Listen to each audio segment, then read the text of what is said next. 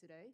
And using that to really build this broad AI ecosystem is really our opportunity. Fork in the road. Do we go down the path that embraces our history of entrepreneurial freedom and technological innovation? Or do we adopt the command and control policies of Europe? I would suggest that Congress draw on the lessons we can learn from the dawn of the internet. In the early 1990s, Washington embraced the internet and explicitly adopted a style of regulation that was intentionally and decisively light touch. Congress chose to deregulate under the Telecommunications Act of 1996, while President Clinton pursued tariff agreements and treaties that protected America's intellectual property and technological exports. Further, in 1998, Congress enacted a 10-year internet tax moratorium so that state laws wouldn't balkanize and stymie the promise of e-commerce. The results of these decisions were extraordinary. I made a lot of money. By 2000, the United States has recorded 5 straight years of historic highs in productivity gains and investment growth. Hundreds of thousands of new jobs were created, and the United States became a top tech exporter with massive sums of private investment pouring into the U.S. digital economy. By contrast, EU countries pursued a series of heavy-handed regulations that proved enormously costly. In 1993, the United States and Europe had economies virtually identical in size. Today, the American economy is more than 50% larger than Europe's. The drivers of that are tech and the shale revolution. Those two comprise virtually the entirety of that massive growth over Europe. According to one EU Commission report, only 6% of global AI startup funding flows to EU firms. 6%. That is 1/10 of the amount that is going to American companies. The report directly blames this yawning chasm on the EU's nasty regulatory approach. And yet, the Biden administration, for inexplicable reasons, tried to align AI policy with the EU to adopt their failed policies.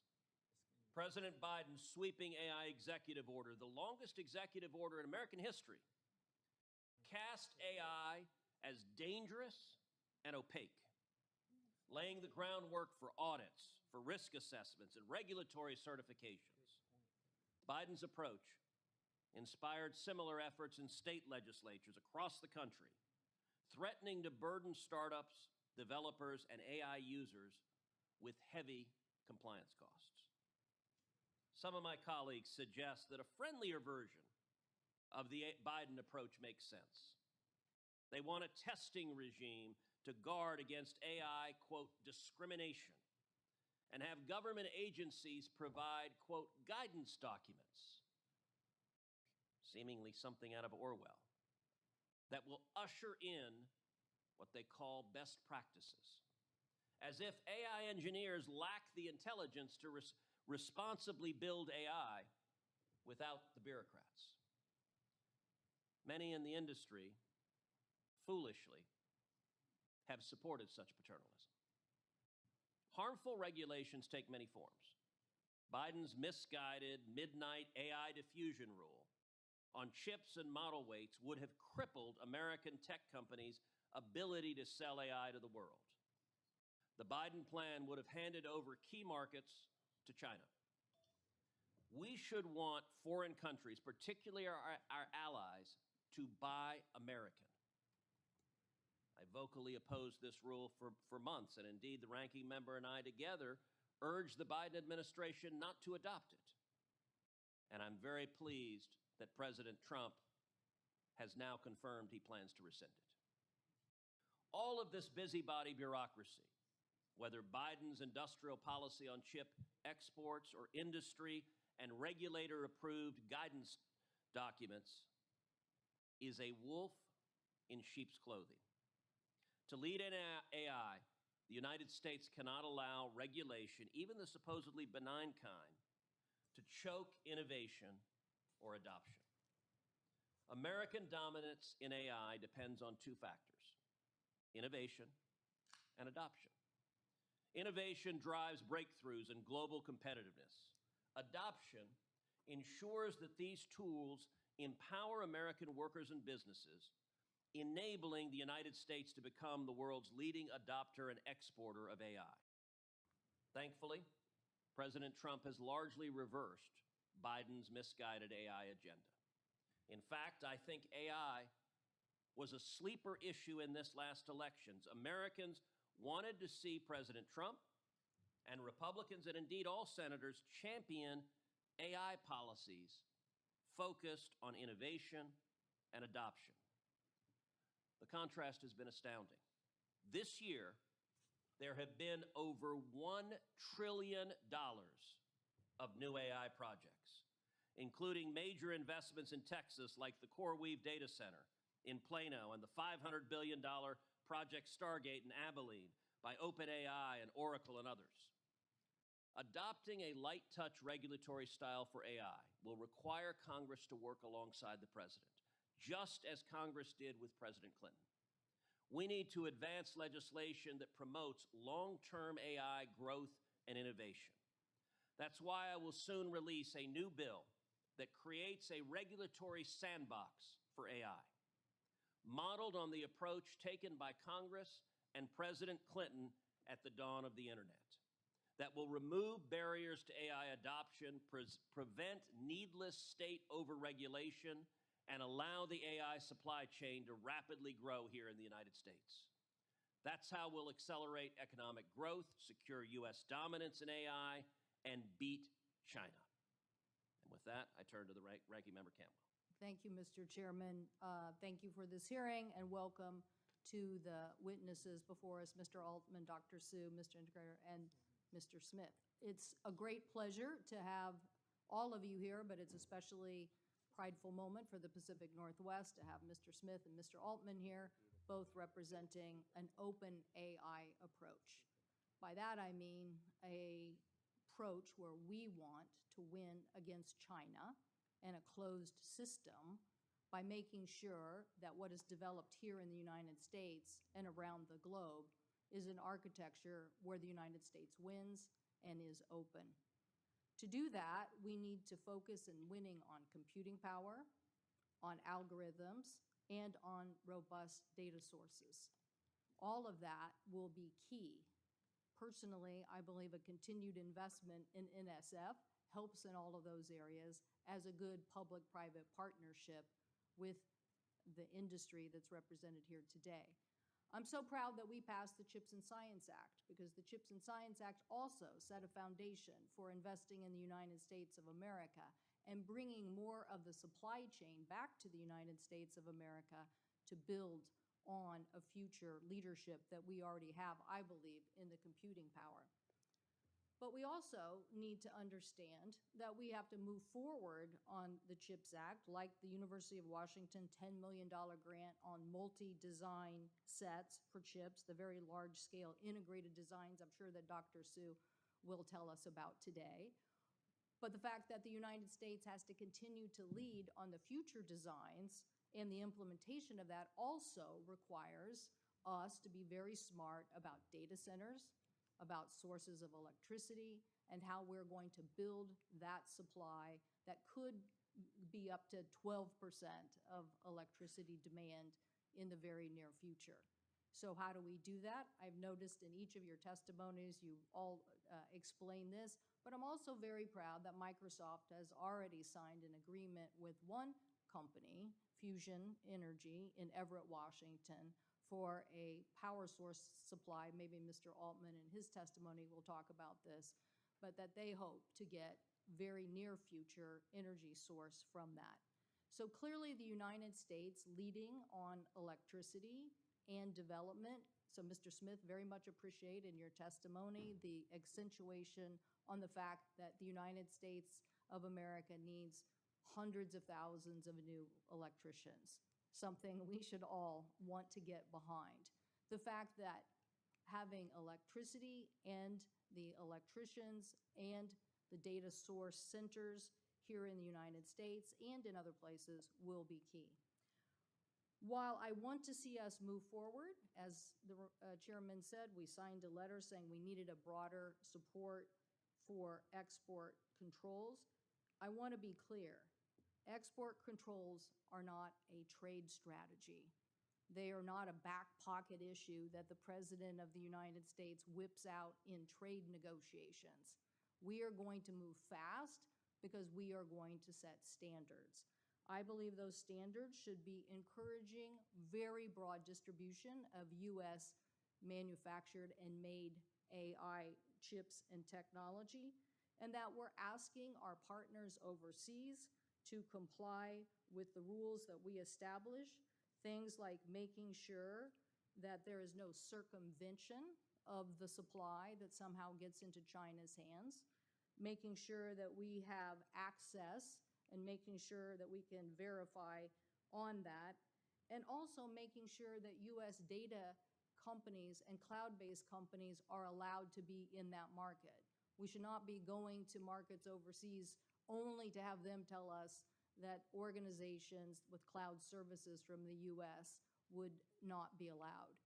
This, I believe, would be a robust initiative on getting U.S. AI chips and U.S. AI open systems dominated around the globe.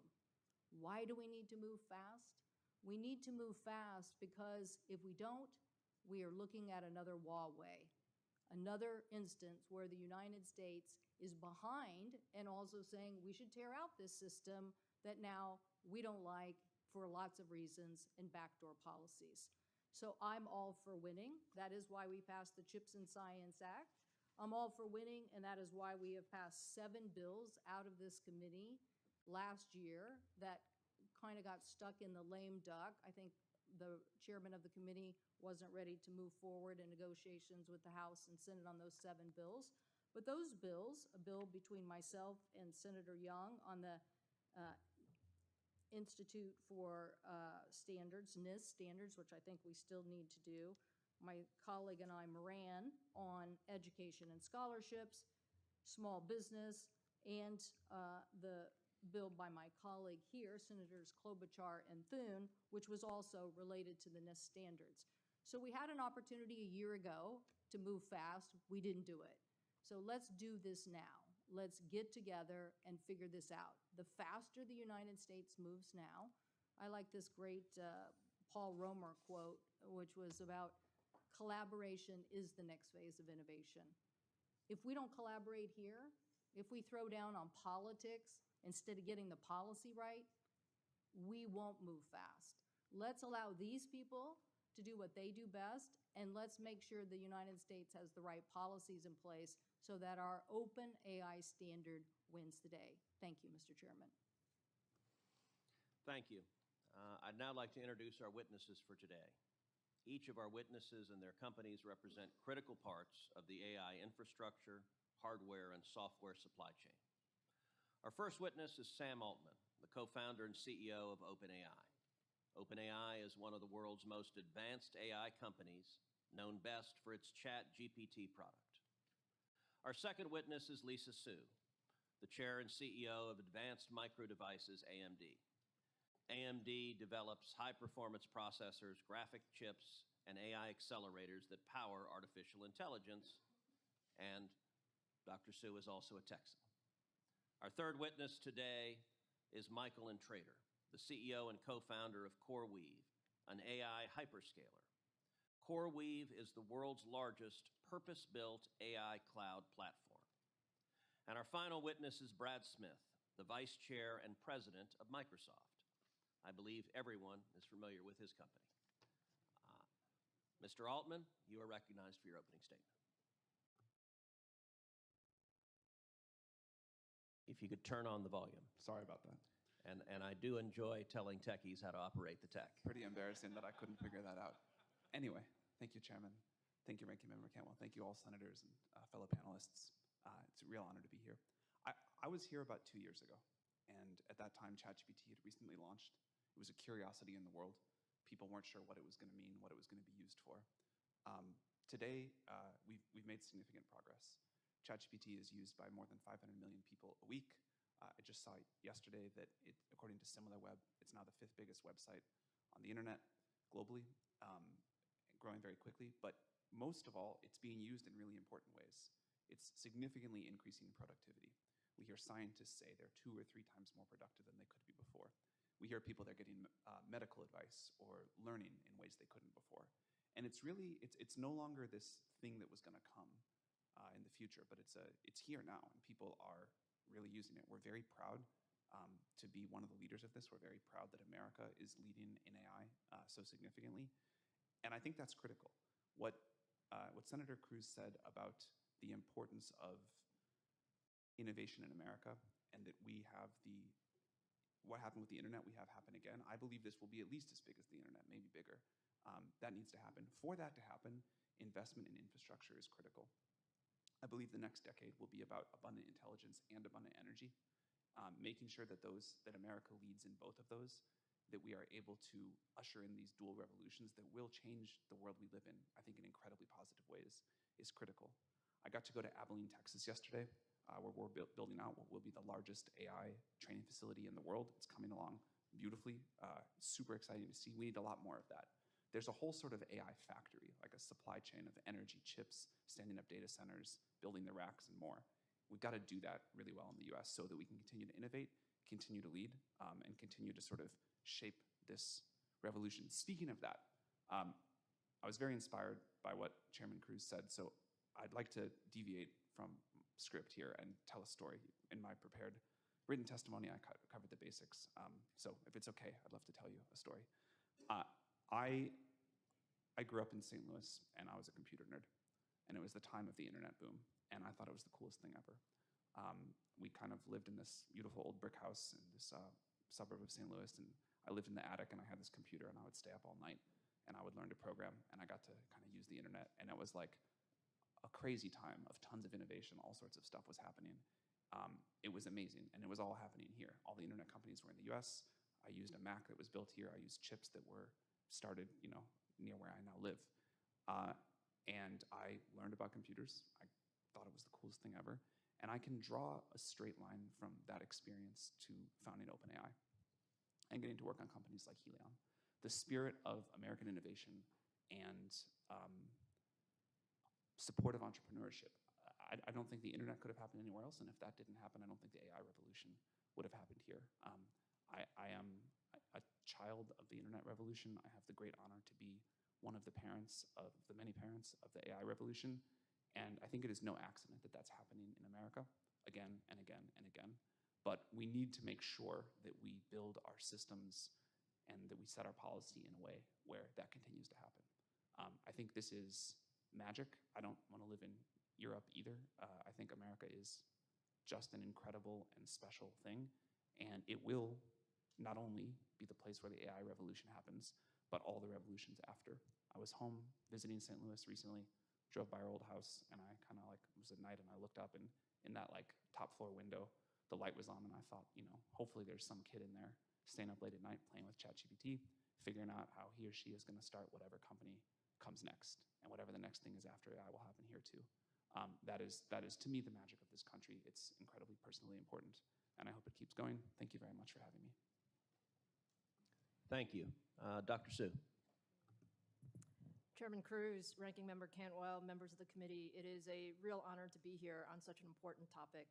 I'm Chair and CEO of AMD. We are a U.S. headquartered semiconductor company founded 56 years ago, and we build high-performance computing chips for the modern economy. Every day, billions of people rely on our products and services powered by our technologies, but our chips are also extremely important to support the critical missions, including powering defense systems and secure communications, as well as enabling breakthrough scientific research. I have to say our proudest moments, though, are when we see amazing public-private partnerships, and our work in supercomputing is an example of that. Through more than a decade of partnership with the Department of Energy, AMD now powers the two fastest supercomputers in the world. One that is housed at Oak Ridge National Labs that was put into place in 2021, and the other at Lawrence Livermore National Labs that was just recently put into commission late last year. These systems are really critical from a national infrastructure standpoint and solve many large research issues as well as national security and scientific leadership. Now, in terms of AI, there's so much that's been stated about AI. I really want to thank Chairman Cruz and Ranking Member Cantwell for having this hearing. I think it is a wonderful opportunity to talk about how we win.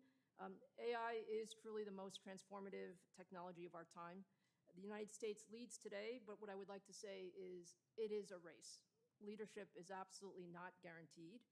It's a global race that will shape the outcome of national security and economic prosperity for many decades to come.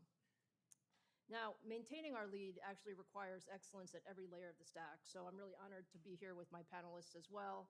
We have deep partnerships with Microsoft and OpenAI that demonstrate how you need silicon, you need software, you need systems, and really the application layer to be successful. Now, in terms of what to do, I thought about what would be the most important things to say today, and I put them in 5 categories. I think the first, and probably the foremost, is we must continue to run faster. This is a race, and the race does not stand still. Nobody in the world stands still. We lead today because of the bold decisions that we've made and because of the innovation economy that we have. But we need to continue to run faster, and that means ensuring that we have computing available. I think Sam's story about Abilene is an excellent example of how when you allow the computing infrastructure to expand at the rate and pace that the private sector wants, you actually make a tremendous progress. I would also like to mention the importance of open ecosystems. I think open ecosystems are really a cornerstone of U.S. leadership, and that allows, frankly, ideas to come from everywhere and every part of the innovation cycle, reducing barriers to entry and strengthening security, as well as creating, frankly, a competitive marketplace for ideas. Third, we are very happy to see the focus on a robust domestic supply chain. For us in the semiconductor world, we used to not get so much attention. Now we get a lot of attention thanks to the importance of chips. And the fact is we need more manufacturing in the U.S. The efforts so far have made good progress, but there's a lot more that can be done, and that should be done in public-private partnership. Fourth, we must invest in talent. Frankly, the United States should be the best place to study AI, to work in AI, to really move forward all of the innovations that we need. And I think, again, this can also be done in significant public-private partnership. And then fifth, of course, in the area of export controls, we totally understand as an industry the importance of national security. And that goes without saying as a U.S. company. But we also want to ensure, as Chairman Cruz and Ranking Member Cantwell stated, it is important to have widespread adoption of U.S. technologies. We lead today because we have the best technology.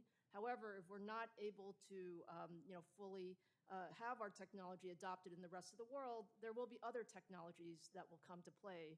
They may not be as good as we are today, but frankly, usage really spurs innovation. And this is something that we certainly need to work with in public-private partnership. And I would frankly end by saying, like Sam, I had a computer when I was growing up. I grew up in New York. I'm a little older than Sam, so my first computer was a Commodore 64, and then I graduated to the Apple II.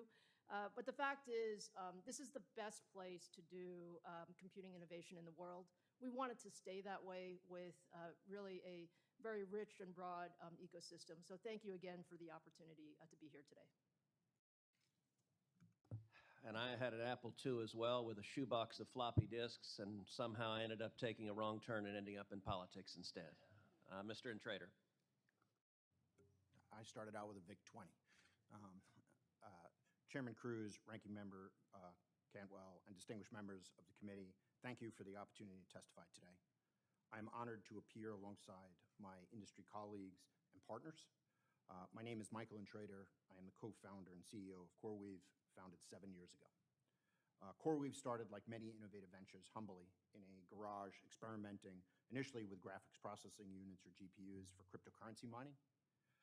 Recognizing the transformational potential, we pivoted to support powerful AI applications, dramatically scaling the vision and operation. Today, CoreWeave stands at the forefront of America's AI infrastructure revolution, operating more than 30 data centers across 15 states. We manage more than 250,000 GPUs, currently using 360 megawatts of power. Over 2 short years, our revenue has surged by 12,000%, reaching $1.9 billion in 2024. As a result of this progress, CoreWeave became a publicly traded company on March 28th of 2025.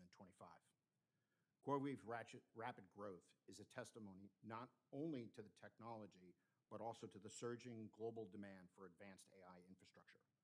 Our infrastructure enables American businesses to rapidly translate AI aspirations into impactful economic realities. By empowering companies to accelerate innovation, we're fueling America's competitive edge while improving productivity and prosperity. Modern AI requires specialized infrastructure, purpose-built computing capabilities that surpass traditional cloud computing in scale and performance. Today's general-purpose cloud that was built to support and scale the complexity of AI workloads. We cannot run a 21st century economy on the 20th century's infrastructure. AI workloads involve trillions of simultaneous calculations, demanding unprecedented computing power, advanced cooling systems, cutting-edge chip technology, ultra-high-speed networks, and accelerated storage. Since 2018, the computing power necessary for advanced AI models has multiplied approximately 100,000-fold. At CoreWeave, our facilities symbolize America's great tradition of innovation. Our data centers, built, maintained, and staffed by skilled American workers, embody how modern technology not only stimulates economic growth and enhances national security, but also improves humans' lives. We are at a critical juncture in the global AI competition. The nation that leads in infrastructure will set the global economic agenda and shape human outcomes for decades. Our largest competitor, China, recognizes the stakes and is expending significant resources to strengthen their position. I want to focus on 4 elements of policy that will help determine whether the U.S. secures its leadership role in the AI race. First, strategic investment stability. AI infrastructure is deeply capital intensive and requires a significant level of coordination across industry stakeholders. Stable, predictable policy frameworks, secure supply chains, and regulatory environments that foster innovation are crucial.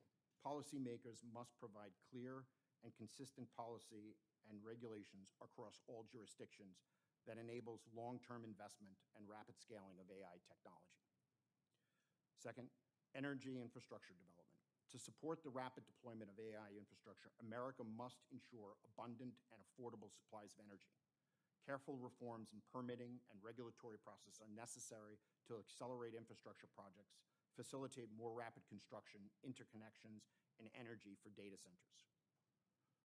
Third is global market access. Maintaining America's leadership also means ensuring our technology has fair access to global markets.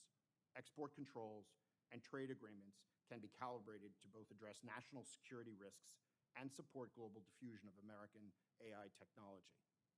And finally, public-private partnerships and workforce development. America's unique advantage in the AI race is enhanced by our powerful tradition of public-private partnership. CoreWeave is proud to co-found the New Jersey AI Hub with Microsoft, Princeton University, and the New Jersey Economic Development Initiative. Initiatives like this develop critical work skills, foster innovation, and ensure economies and communities are prepared for the AI-driven future. America stands ready to lead the AI revolution, which will bring enormous benefits. It is a rare moment in time that we must meet. If government, industry, and all affected parties work together, the United States can win this race and seize the vast opportunity ahead of us. Thank you again for the opportunity to testify. I look forward to answering your questions. Thank you. Mr. Smith. Chairman Cruz, Ranking Member Cantwell, members of the committee, thank you for the opportunity to be here today. Let me just build on what my three colleagues have said and offer a few thoughts. The first is I just wanted to refer to the chart on this easel that shows the AI tech stack that was also in my written testimony. It makes a simple but I think important point. We're all in this together. If the United States is going to succeed in leading the world in AI, it requires infrastructure, it requires success at the platform level, it requires people who create applications. Interestingly, we at Microsoft get to work with all three of these leaders and their companies. Our success, each of our success, depends on each other's success. And what's true of the four of us is true when you look across the country and around the world at open source developers, people who are building power plants, electricians and pipe fitters who are going to work every single day. So what do we need from the Congress and the country in order to succeed? I think it's three things. I described them in my written testimony. First, as Chairman Cruz said, we need innovation.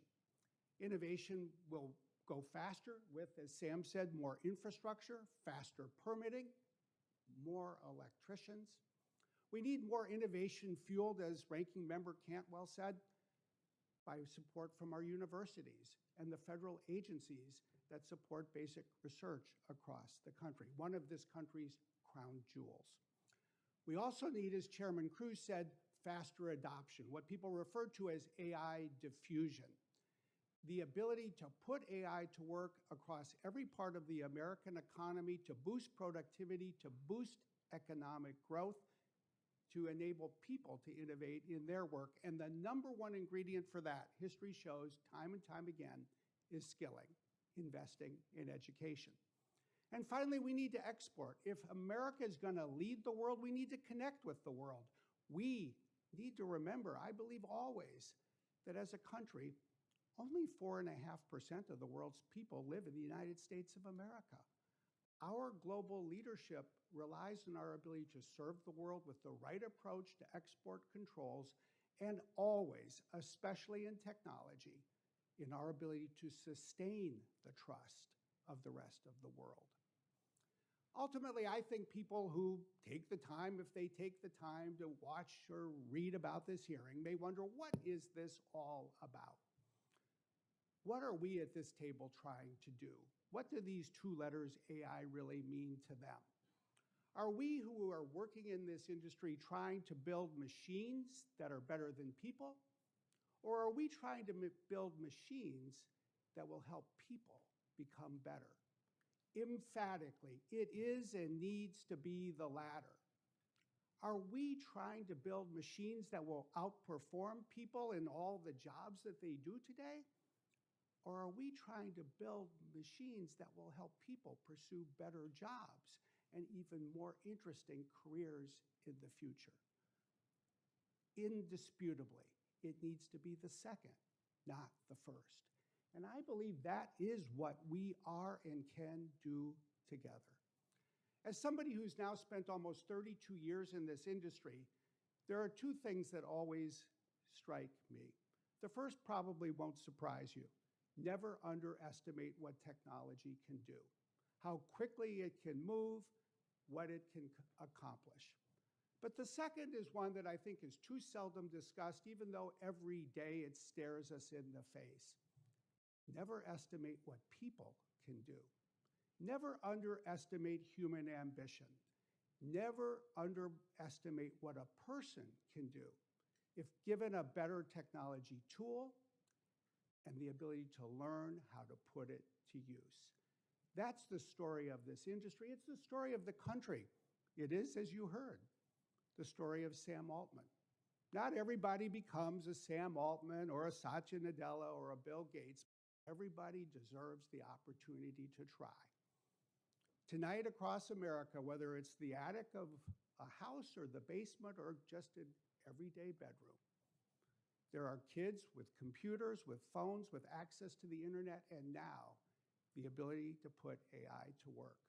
Let's invest in their education. Let's invest in the skills that the American public needs. Let's then invest in creating the future that the American public deserves. Thank you. Well, thank you, witnesses, for your testimony. And I'll start off with the first round of questions and move down dais to our ranking member here. Thank you for your testimony. Certainly makes me sleep better at night, worried about Terminator and Skynet coming after us, knowing that you guys are behind the wheel. But in 5 words or less, start with you, Mr. Smith. What are the 5 words you need to see from our government to make sure we win this AI race? More electricians. That's 2 words. Broader AI education. And no using ChatGPT as a phone a friend. Thank you. I would say that we need to focus on streamlining the ability to build large things. Policies to help us run faster in the innovation race. Allow supply chain sensible policy. That was good. So what I hear there is something pretty similar to the races we've won before. Nuclear energy, for example, you know, the Germans and Austrians really led the innovation around that, but we won the race because we put a massive government effort collaborating with our universities and others to win that race. Space, you know, the Soviets put the first satellite up, put the first man in space, but we won the space race because we adopted a framework to ensure that we won. Aviation, automobiles, et cetera.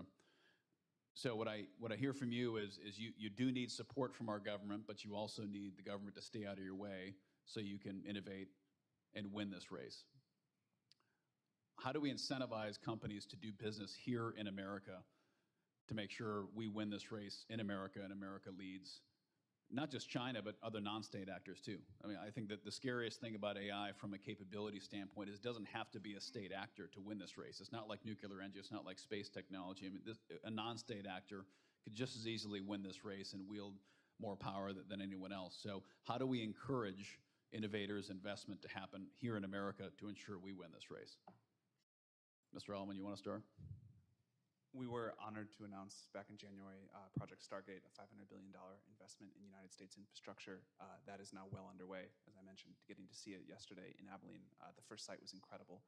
We need a lot more of that. We need certainty on the ability to build out this entire supply chain, build the data centers, permit the electricity. We'd love to bring chip production here, network production here, server rack production here. And I think the world does want to invest. We have a lot of global investment flowing into the US to do this. We also want to make sure that other countries are able to build with our technology, use our models, and sort of like be in our orbit and you know, use US diffusion of technology here. So that's really important. We need to make sure that the highest skilled researchers that want to come work at US companies can come here and do that. We need to make sure that companies like OpenAI and others have legal clarity on how we're going to operate. Of course, there will be rules. Of course, there need to be some guardrails. This is a very impactful technology, but we need to be able to be competitive globally. We need to be able to train. We need to be able to understand how we're going to offer services and sort of where the rules of the road are going to be.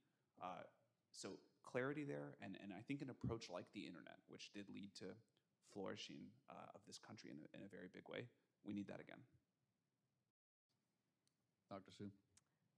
I would add, I think computing is the foundation to all of this. We want to have more compute built in the US by US companies and ensure that we have a great environment for that. We want to ensure that our technology around the world is also used broadly and in the right ways. So I think the conversation about export controls and rules should just be simple, easy to follow, easy to enforce, and enable US AI platforms to be the foundation, and then certainly the comments around bringing manufacturing back home and ensuring that we have the right talent base are all extremely important elements of that. Are companies weighing doing business in AI in America versus China? Are the companies making that side-by-side comparison? I think if you look across the world, there are countries and companies that will ask those questions. If it's hard to obtain U.S. technology, although U.S. technology is the best, if it's hard to obtain, then there's a hunger for AI, and they will choose what is available. And if China is available, that will certainly be a outcome that we would not like to see. Well, I think I hear the words infrastructure, electricians, universities, regulatory framework, and I think those are things we can help with. I hear words like innovation and talent, and I hear Dr. Su, run faster. Those aren't things a government can't manufacture talent. We can't make you run faster, but we can give you the tools to do that. And I think it's time that we create a framework so that you have the tools you need to win this race, because you're going to be the ones that win it, not us. Thank you for your testimony, and recommend Catwell. Thank you, Mr. Chairman. I'd like to continue that same theme generally about competitiveness. Do we need NIST to set standards? If you could just yes or no, just go down the line. I don't think we need it. It can be helpful. Yes. Yes. Yes. Okay, so in the context of what we're talking about here, we're really just talking, I don't know, Mr. Smith or Mr. Integrator or Dr. Su, the issue here is if we want to move fast, we want to create, just like with electricity, the standards by which we want to move fast. Here, I would just call it code for code is what we want, right? We want NIST to do something in the standard setting that will allow us to move much faster. Is that right, either Mr. Smith or Mr. Integrator? What I would say is this. First of all, NIST is where standards go to be adopted, but it's not necessarily where they first go to be created. So we've got Thank you for that clarity. Yeah. We're talking about a industry, IEEE, lots of different organizations, industry input, and then they're adopted. So yes, let's clarify that. Yeah. Let's clarify Yeah, that. I think that's the way it works. Yes, but you think we need to do that, particularly if the United States wants to lead? We will need industry standards. We will need American adoption of standards. And you are right, we will need U.S. efforts to really ensure that the world buys into these standards. Okay, Mr. Integrator? I think it's important that when you're working with standards, what that allows for is a common vocabulary, which allows for acceleration.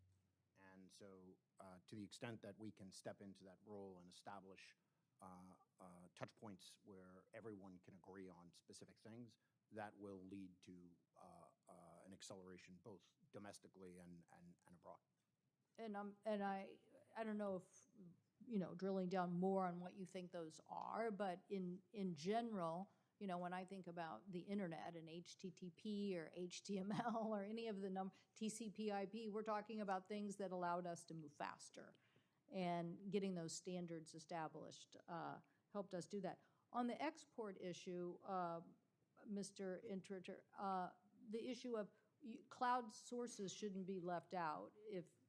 If we say, let's go with Malaysia, Malaysia is going to tell us that they can certify that there's no, diversion of these chips to Asia, to China, and we basically have a way that we can make sure that this is understood and monitored, then we also want access, right? We want access by U.S. companies.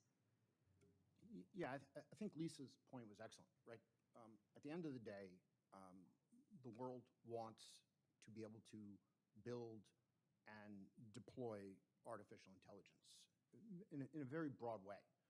And if we, nature abhors a vacuum. If we do not step into that role, other technology will step in that role. If it is suboptimal, so be it. It's better to have something that is suboptimal than have nothing. And so that is what. Well, we don't want a reoccurrence of a Huawei that develops faster and then has a government backdoor, and then we all have to raise opposition. I'm for a tech NATO. I'm for the 5 most sophisticated democracies and tech nations setting the rules of the road and saying, this is who you should buy from. Don't buy from anybody else who has a government backdoor. Not a good idea. So that's how we get leverage. I'm not so hot on the president's tariff agenda for this very reason, because we're not building the alliances, we're creating the enemies.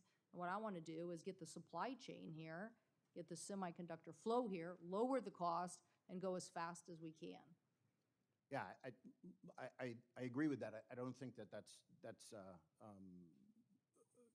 I don't think anybody's not going to agree with that, right? I think that's an excellent objective. I just think that what will happen beyond the 5 NATO companies is that there will be a demand for artificial intelligence, and they will proceed with what they can proceed with. Dr. Su, what is your view of this about how we win, how we protect our objectives, but we're more aggressive on the export strategy? Well, I think there is a clear recognition that we need an export strategy, and so having this conversation is very important. And from our perspective, the idea is to ensure that our allies, and frankly, I use allies in the very broadest sense, get access to the great American technology that we have with the appropriate controls in place. And I think you can do both. To your earlier comment, Ranking Member Cantwell, about the need to have U.S. technologies in those countries, I think those countries are actually very interested in doing that, because we do have the best technology today, and using that to really build this broad AI ecosystem is really our opportunity. I agree. Thank you so much. The senior senator from Ohio. Thank you, Chairman Sheehy. Make sure Senator Cruz heard that one. So first of all, thank you for being here and taking the time. If I could just real quickly just confirm that I've heard what you said pretty unanimously, which is we need dramatically more power generation in this country. Is that correct? All right. So, Dr. Su, you just recently did a partnership with TSMC to manufacture your chips here in America. Thank you. I think it's a little bit long overdue. I wish we had done more of that earlier. Are those semiconductor fabs high energy users? Thank you, Senator. We are very pleased with our efforts together with the government on bringing more manufacturing back to the United States. To your question, certainly semiconductor manufacturing plants are high energy users, and we do need more power for both manufacturing as well as for data centers, as you mentioned. And without chips, this just doesn't work. Like, if we don't have the highest performance chips made here in the United States, this is not going to happen here, correct? We absolutely need the highest performing chips, and we also need the entire ecosystem for chip manufacturing. So wafers are one piece, but there are many other pieces as well. And are those chips powered by solar power and windmills? Today, they're not, but I think there are opportunities to Right. certainly. So do you think it's outrageous that last year, because of the policies of the Biden administration, that 90% of new power generation in this country was windmills and solar panels, and we absolutely kneecapped American energy? We have 1,000 years of natural gas sitting in Pennsylvania, Ohio, and West Virginia, and yet 90% of power generation in this country last year was solar panels and windmills. Does that make this country more competitive or less competitive? Anybody can jump into that one that wants to answer that. Let me say two things. One, you're right. We need more electricity. I think our industry, it's worth remembering, is only going to account for 15% of the total additional electricity the country is going to need. We are going to need electricity from a variety of sources. Today, in the United States, 56% of our electricity comes from carbon. 44% comes from carbon-free energy, meaning nuclear, wind, or solar. We need a broad-based approach, and we need a diversity of But again, sources. 90% was energy that's not affordable, it's not abundant, and it's not reliable. Let me just shift gears. Mr. Altman, thank you for, first of all, creating your platform in an open basis and agreeing to stick to the principles of nonprofit status. I think that's very important. Do you think that the internet age did a good job between the beginning of the 90s through the 2000s of protecting children? I would say not particularly. Yeah, and you're a new father, correct? Yes. Congratulations. Thank you very much. He's doing well? He is. It's the most amazing thing ever. Yeah, I don't think you want your child's best friend to be an AI bot. I do not. So what can we do? How can we work together to protect children? We've talked a lot about some of the things we're doing here. We're trying to learn the lessons of previous generation, and that's kind of the way it goes. People make mistakes, and you do it better next time. one thing we say a lot internally is we want to treat our adult users like adults. We want to give them a lot of flexibility. We want to let them use the service with a lot of freedom. And for children, there needs to be a much higher level of protection, which means the service won't do things that they might want. Now, we're still early, so sometimes people say, oh, you're being too strict on the rules, and it's just, we can't perfectly tell this, but if we could draw a line, and if we knew for sure when a user was a child or an adult, we would allow adults to be much more permissive, and we'd have tighter rules for children. So I think what I would ask is if you could have your team commit to having your teams work with our teams to make certain that we put together the right framework early on, I think is the best way we can move forward, because we don't want to over-regulate, but we can't repeat the mistakes of the internet and social media era where children got harmed. We'd be delighted to work with you all on Great. that. Thank you. It's super important. Thank you. Can I say one more thing Of course. about what you said? This idea of AI and social relationships, I think this is a new thing that we need to pay a lot of attention to. People are relying on AI more and more for life advice, sort of emotional support, that kind of thing. It's a newer thing in recent months, but I don't think it's all bad, but I think we have to understand it and watch it very carefully. All right, thank you. And thank you for that commitment. It's very appreciated. I've talked to your team already, good people. Great. Mr. Interdor, real quickly, can you talk about the intersection between the importance of a robust stablecoin ecosystem here in America and how that has a future with payments and how AI will factor into that? Because I don't think people see how this fits into the broader puzzle. So thank you for the question. And we did start out as a crypto-based company, hobby that kind of got away from us a little bit. Look, I think that stable coins, crypto, AI, they share certain DNA in common, which is that they are attempts to build into a future where new technology will make things better for society. And there is a huge potential for us to use stable coins, crypto, and AI in a combination for better outcomes. All right, thank you. And that was the quickest coup since 1959. Senator Klobuchar.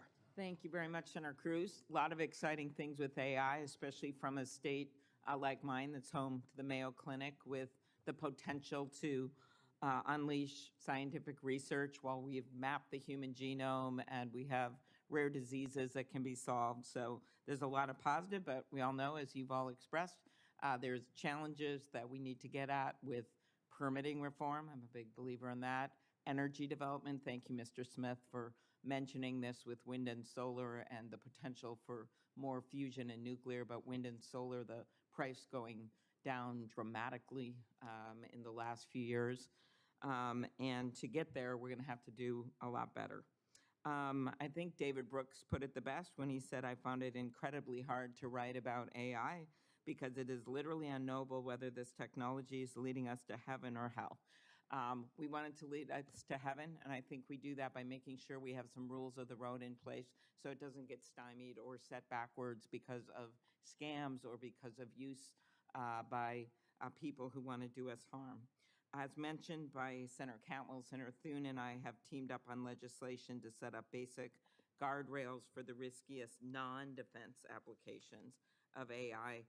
Mr. Altman, do you agree that a risk-based approach to regulation is the best way to place necessary guardrails for AI without stifling innovation?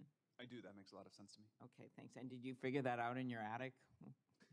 No, that was a more recent discovery. Thank you. Very good. Just want to make sure.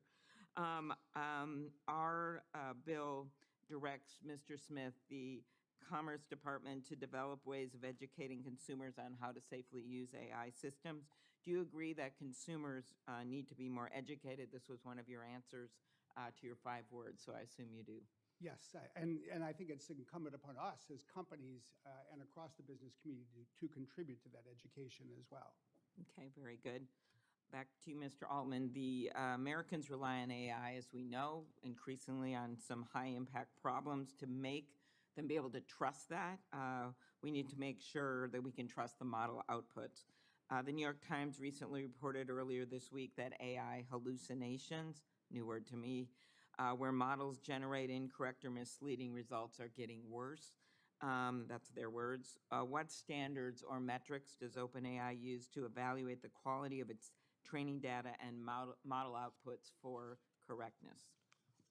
On the whole, AI hallucinations are getting much better. We have not solved the problem entirely yet, but we've made pretty remarkable progress over the last few years. When we first launched ChatGPT, it would hallucinate things all the time. This idea of robustness, being sure you can trust the information, we've made huge progress there. We cite sources. The models have gotten much smarter.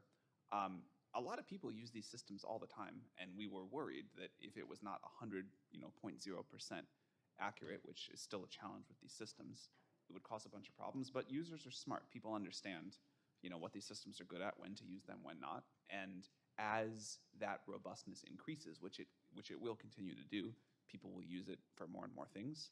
But as an industry, we've made pretty remarkable progress in that direction over the last couple of years. Well, I know we'll be watching that. Another challenge that has been, we've seen, and Senator Cruz and I worked on a bill together for quite a while, and that's the Take It Down Act. And that is that we're increasingly seeing internet activity where kids looking for a boyfriend or girlfriend, maybe they put out a real picture of themselves, it ends up being distributed at their school, or someone tries to scam them from financial gain, or it's AI, as we've increasingly seen, where it's not even someone photos, but someone puts a fake body on there. And we've had about over 20 suicides in 1 year of young people because they felt like their life was ruined because they were going to be exposed in this way. So this bill we passed and through the Senate and the House, the First Lady supported it, and it's headed to the President's desk. Could you talk about how we can build models that can better detect harmful deepfakes? Mr. Smith. Yeah, we're doing that. OpenAI is doing that. A number of us are, and I think the goal is to first identify content that is generated by AI, and then often it is to identify what kind of content is harmful. And I think we've made a lot of strides in our ability to do both of those things. There's a lot of work that's going on across the private sector in partnership with groups like NCMEC to then collaboratively identify that kind of content so it can be taken down. We've been doing this in some ways for 25 years since the internet, and we're going to need to do more of it. And on the issue, last question, Mr. Chair, since the last one was about your bill, I figure it's okay.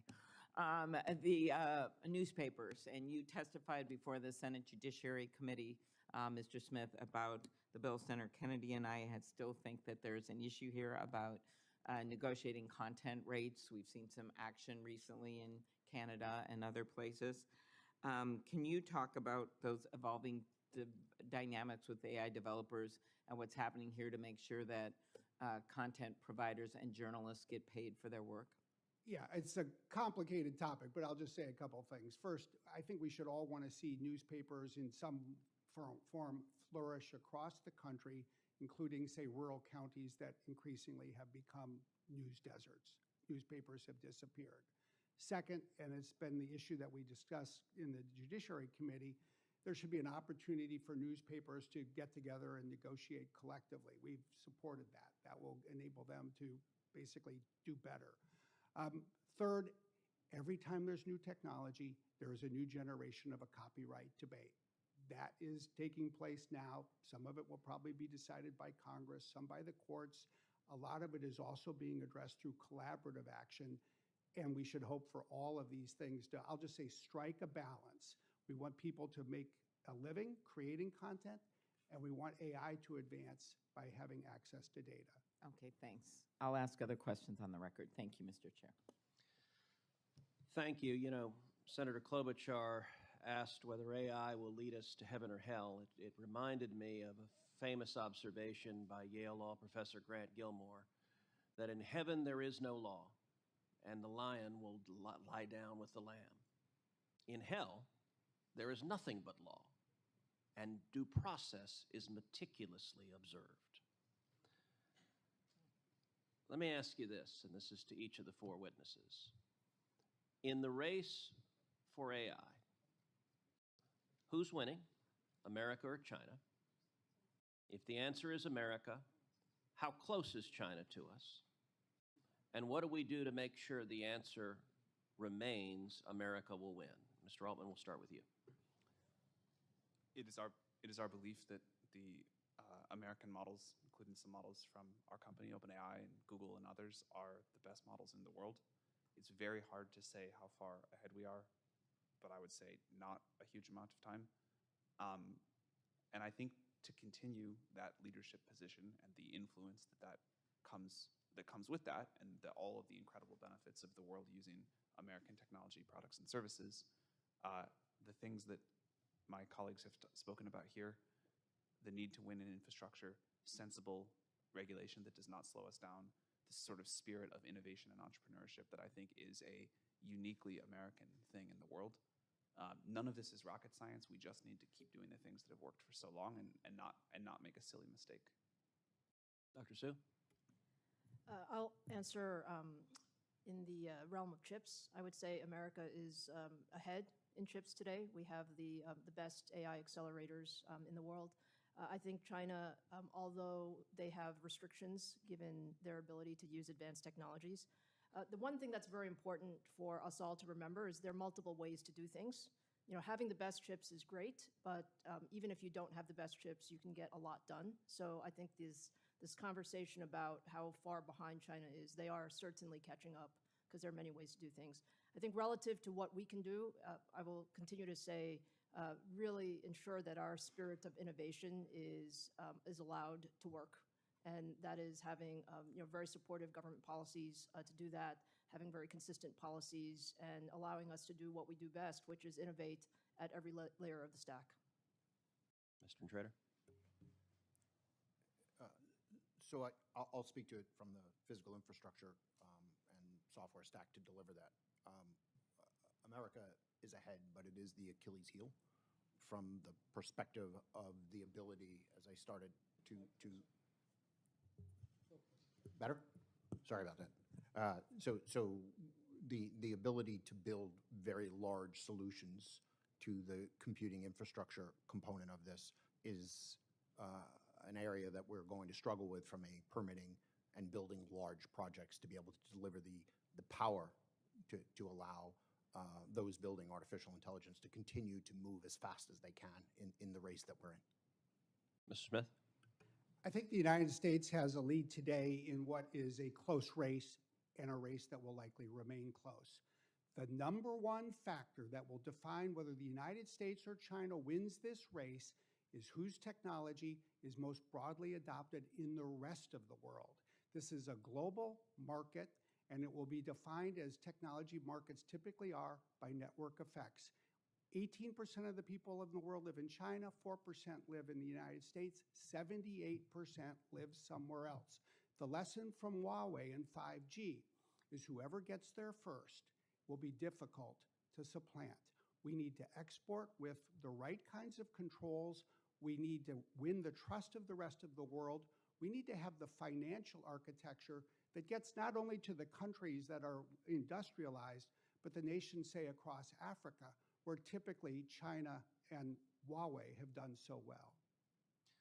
So some of my colleagues have made reference to standards as something that is desirable, and I will say standards is often code word for regulations, and indeed the EU's stifling standards concerning the internet is what killed tech in Europe.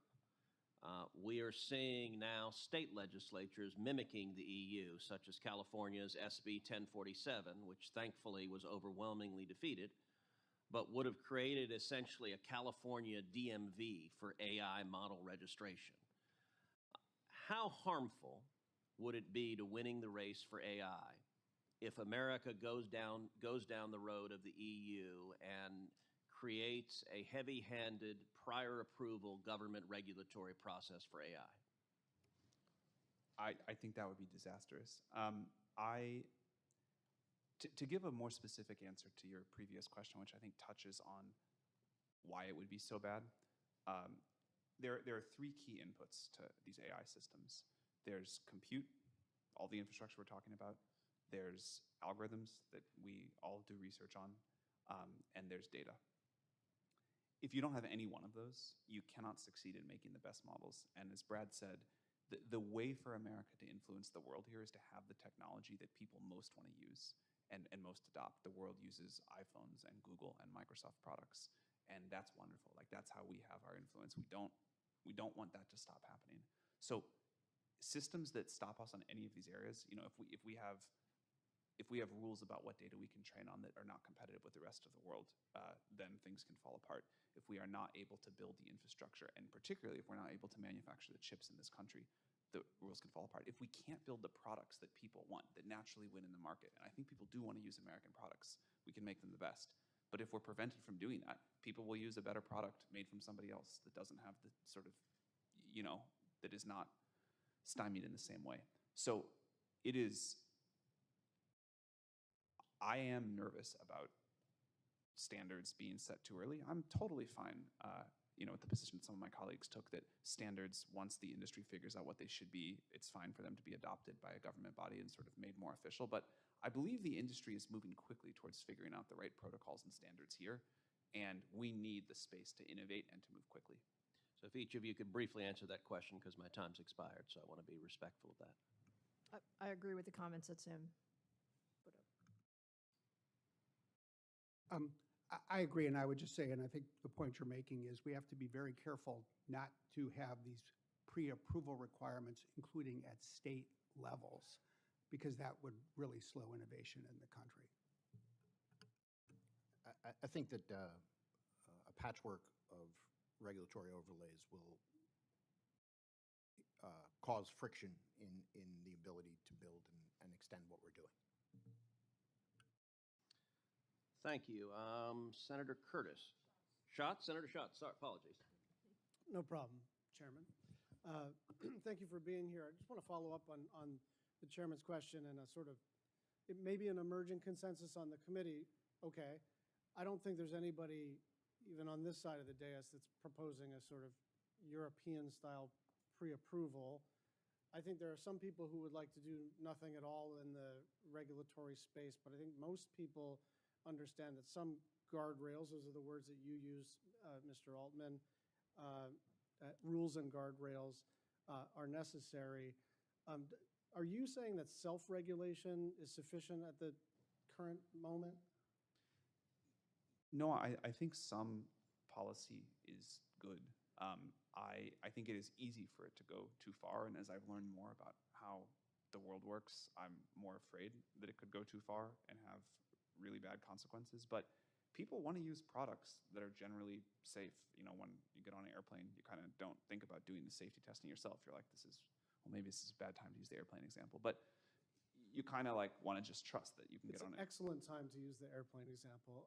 But I think your point is exactly right, is that, look, there is a race, but we need to understand what we're racing for, right? And it also has to do with American values. It's not just a sort of commercial race so we can edge out our near-peer competitor, both in the public sector and the private sector. We're trying to win a race so that American values prevail internationally. Mr. Smith, I want to move on to another topic. It seems to me that on the consumer side, that one of the most basic rights of a user on the internet is to understand what they're looking at or listening to, and whether or not it was created solely by a person using an AI, or automatically generated using AI. Do you think a labeling regime, not a prohibition on the use of AI, but just the disclosure, especially as it relates to images, music, creativity, do you think a label would be helpful for consumers? Generally, yes, and I think that's what we in the industry have been working to create. I think you're right to make the distinction and focus especially on, say, images, video, audio files. There's a standard called C2PA that we and a number of companies now have been advancing. It has content credentials. It enables people to know where something was created, who created it, and I think you're right to know whether it was created by a person, by AI, or a person with the help of, say, AI. I just want to use sort of common language, not the language that all of you use or that we've all learned to use. When you talk about the data as one of the three elements that makes a model work, data really is intellectual property It is human innovation, human creativity. And I do think we may have a disagreement, and I agree with Senator Klobuchar about the need to understand that these models have been trained on data, but what we're really talking about is human achievement all the way up to now. And I have a deep worry. Look, I'm actually an optimist in the energy space and the public service space, certainly in health innovation. There are a lot of really exciting opportunities here, but we got to pay people for their knowledge. And I am concerned that these models are going to be so successful in spitting out what appears to be knowledge that we're going to, on the back end, not pay people for all of the inputs, and we will have a sort of stalling out of these models. And you talked about attention, but I'm trying to figure out what the tension really is other than you'd like to pay as little as possible for these inputs. Go ahead, Mr. Smith. Well, you had me until the last sentence. I know. Hey, look, we create intellectual property. We respect intellectual property. So we're emphatically of the view that intellectual property and the creation of it should be rewarded. Ultimately, intellectual property laws are always about drawing the line. It's really the line that you referred to. In copyright, there is expression that is protected. If you write a book and somebody copies it, then you are entitled to be paid. But there are ideas. If someone reads your book, if someone remembers that Shakespeare wrote a story about two teenagers who fell in love, sure, then that's fair use. Then that's fair use. That's why this country, okay, that's where the Congress tension created is. it. That's what we need to focus on. With your permission, Chairman, I want to ask one final question. Proceed. Thank you. I'm actually quite excited about the prospect that in 20 years, people are going to say, remember when you had to wait on the phone to talk to Kaiser Permanente or the VA? So I just, maybe Mr. Altman and Mr. Smith, I want you to, a buddy of mine used to say, paint a picture and paint me in it, okay? For the government actually delivering services, I want you to describe what an AI agent or AI can do to kind of reduce those pain points that we accept as a fact of life in interacting with the government. It seems to me so much of what makes us irritated with the government is the lack of sorting data that exists somewhere, but we can't get access to it. So just very quickly, you have 15 seconds each for some cheerleading. I can imagine a future where the U.S. government offers a AI-powered service that makes it really easy to use all government services to get great healthcare, to get great education. You have this thing in your pocket, and if you have any medical problem, you get an answer. If you need to, like appeal something on some process you're having with the government or file your taxes or whatever, you just do it instantly. You have an agent in your pocket fully integrated with the United States government, and life is easy. Anything to add? Remember when you had to stand in line to renew your driver's license? Remember when you didn't know how to report a pothole that needed to be repaired on your street? Remember when you had a fender bender in a car and you had to fill out all these forms and talk to all these people to get insurance coverage? Now you can do it all with one AI system. You can use your phone. And by the way, you can do this today in Abu Dhabi. We need to bring it to America. Thank you. Senator Budd. Thank you, Chairman. Again, thank you all for being here. I've enjoyed various conversations with each of you. The ability for the U.S. to deploy new energy generation capacity and upgrade its grid is in many ways the key to the race against China. Energy is how we can win, and it's also how we can lose. Permitting in this country, it takes too long. China's command and control system means that they will not fail to deploy the energy needed to achieve the scale necessary to develop the most advanced models, which will drive all to the benefit of AI. So I'm glad to be working with Senator Lummis on the FREE Act, which would set up a permit by rule structure, which would let large projects meet comprehensive standards at the front end instead of dragged out on a case-by-case process. So we all want to protect the environment, and we all want to maintain U.S. economic and technological leadership. So, Mr. Entertor, what has CoreWeave's experience been in contracting power? And are you concerned that the current permitting system can make it hard for the U.S. to achieve capital investment and the scale needed to win this AI race? So, as you said, access to power, access to scale power is certainly one of the keys to our ability to win this race. There are others, but it is one that I spend a lot of time thinking about. I separated the comment into access to power and access to scale power, because I do think that we are moving towards a period of this race where the size, the magnitude of the infrastructure that is being required to move our artificial intelligence, the labs that are building it, the companies that are building it forward at the velocity that's necessary, is going to be a specific challenge that really requires a lot of thought. We have a huge part of our organization focused on not just getting access to power, but getting access to the size and scale of power that's going to be able to build the infrastructure, at the scale of Abilene or close to it, in order to, allow this to move forward. It's tough, right? And it will get harder as we move through time, because the existing infrastructure that does have opportunities, it has some level of elasticity, is going to be consumed. And once that is consumed, you're going to get down to kind of a first principle. How do we get power online now? And that's really going to be challenging within the regulatory environment as it currently is configured. Thank you. Mr. Smith, a similar question. How is Microsoft trying to secure power for its data centers? I mean, we read about that in the news recently, but what does federal policy need to focus on to make sure that we don't lose this race because we can't get enough energy? Well, we invest to bring more electricity generation onto the grid and then to bring it through the grid to our data centers. We probably have more permitting applications in more countries than quite possibly any company on the planet. Last time I looked at it, it was 872 applications in more than 40 countries. The number one challenge in the United States when it comes to permitting, interestingly enough, is not local, it's not state, it is the federal wetlands permit that is administered by the Army Corps of Engineers. We can typically get our local and state permits done in about 6 to 9 months. The wetlands permit is taking often 18 to 24 months. Both the outgoing Biden administration and the incoming Trump administration have focused on this. But if we could just solve that, we could accelerate a lot here in this country. Very helpful. Thank you. Mr. Altman, much has been made about the Chinese open source models like DeepSeek. We spoke about that a month or two ago. A concern that I have is that accessible Chinese models promoted by the Chinese Communist Party might be an attractive option for AI application developers to build on top of, particularly in developing world economies.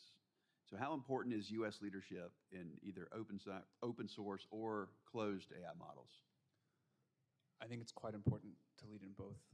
We realize that we, OpenAI, can do more to help here, so we're going to release an open source model that we believe will be the leading model this summer, because we want people to build on the US stack. In terms of closed source models, a lot of the world uses our technology and the technology of our colleagues. We think we're in good shape there. So how could federal policy further help encourage AI ecosystem to be developed right here in the US? Well, you touched on a great point with energy. I think it's hard to overstate how important energy is to the future here. Eventually, chips, network gear, that will be made by robots, and we'll make that very efficient, and we'll make that cheaper and cheaper. But an electron is an electron. Eventually, the cost of intelligence, the cost of AI will converge to the cost of energy, and if it'll be how much you can have, the abundance of it will be limited by the abundance of energy. So in terms of long-term strategic investments for the US to make, I can't think of anything more important than energy. Chips and all the other infrastructure also, but energy is where I think this ends up. Thank you. Chairman. Senator Kemp. Yeah, thank you. Mr. Smith, I think I'd like to start with you, because I thought your point about what exactly is the race, right? We keep talking about the race, and you framed it in a particular way, saying that it's about adoption in the rest of the world, the 78%. I guess I just wanted to ask you to tease that out some more in terms of understanding what role we could play in Congress, in government, in terms of trying to accelerate and champion that AI adoption internationally. I think there's two things. The first is it just shines light on the importance of getting it right for export controls, which is the AI diffusion rule that's being discussed right now. And I think what it shows is we want to have, I believe, as a country, the kinds of national security controls that ensure that, say, chips don't get diverted to China or get accessed by the wrong users, say, in China for the wrong reasons. And that is something that people have drafted at the same in the Department of Commerce. At the same time, we need, I believe, to say, get rid of the quantitative caps that were created for all of these tier 2 countries, because what they did was send a message to 120 nations that they couldn't necessarily count on us to provide the AI they want and need. And just think about it. I mean, if this is a critical part of your country's infrastructure, how can you make a bet on suppliers if you're not confident that they'll be able to fulfill your needs? So I think you in Congress and the Senate can help the White House and the Department of Commerce get this right. Mr. Altman, I wanted your thoughts on this. Is that the right framing of the race? Is it about the adoption internationally in terms of other countries? I guess I'm trying to think through it. Like, part of what you just said in your previous response was that we want other nations to be able to build upon the U.S. AI stack.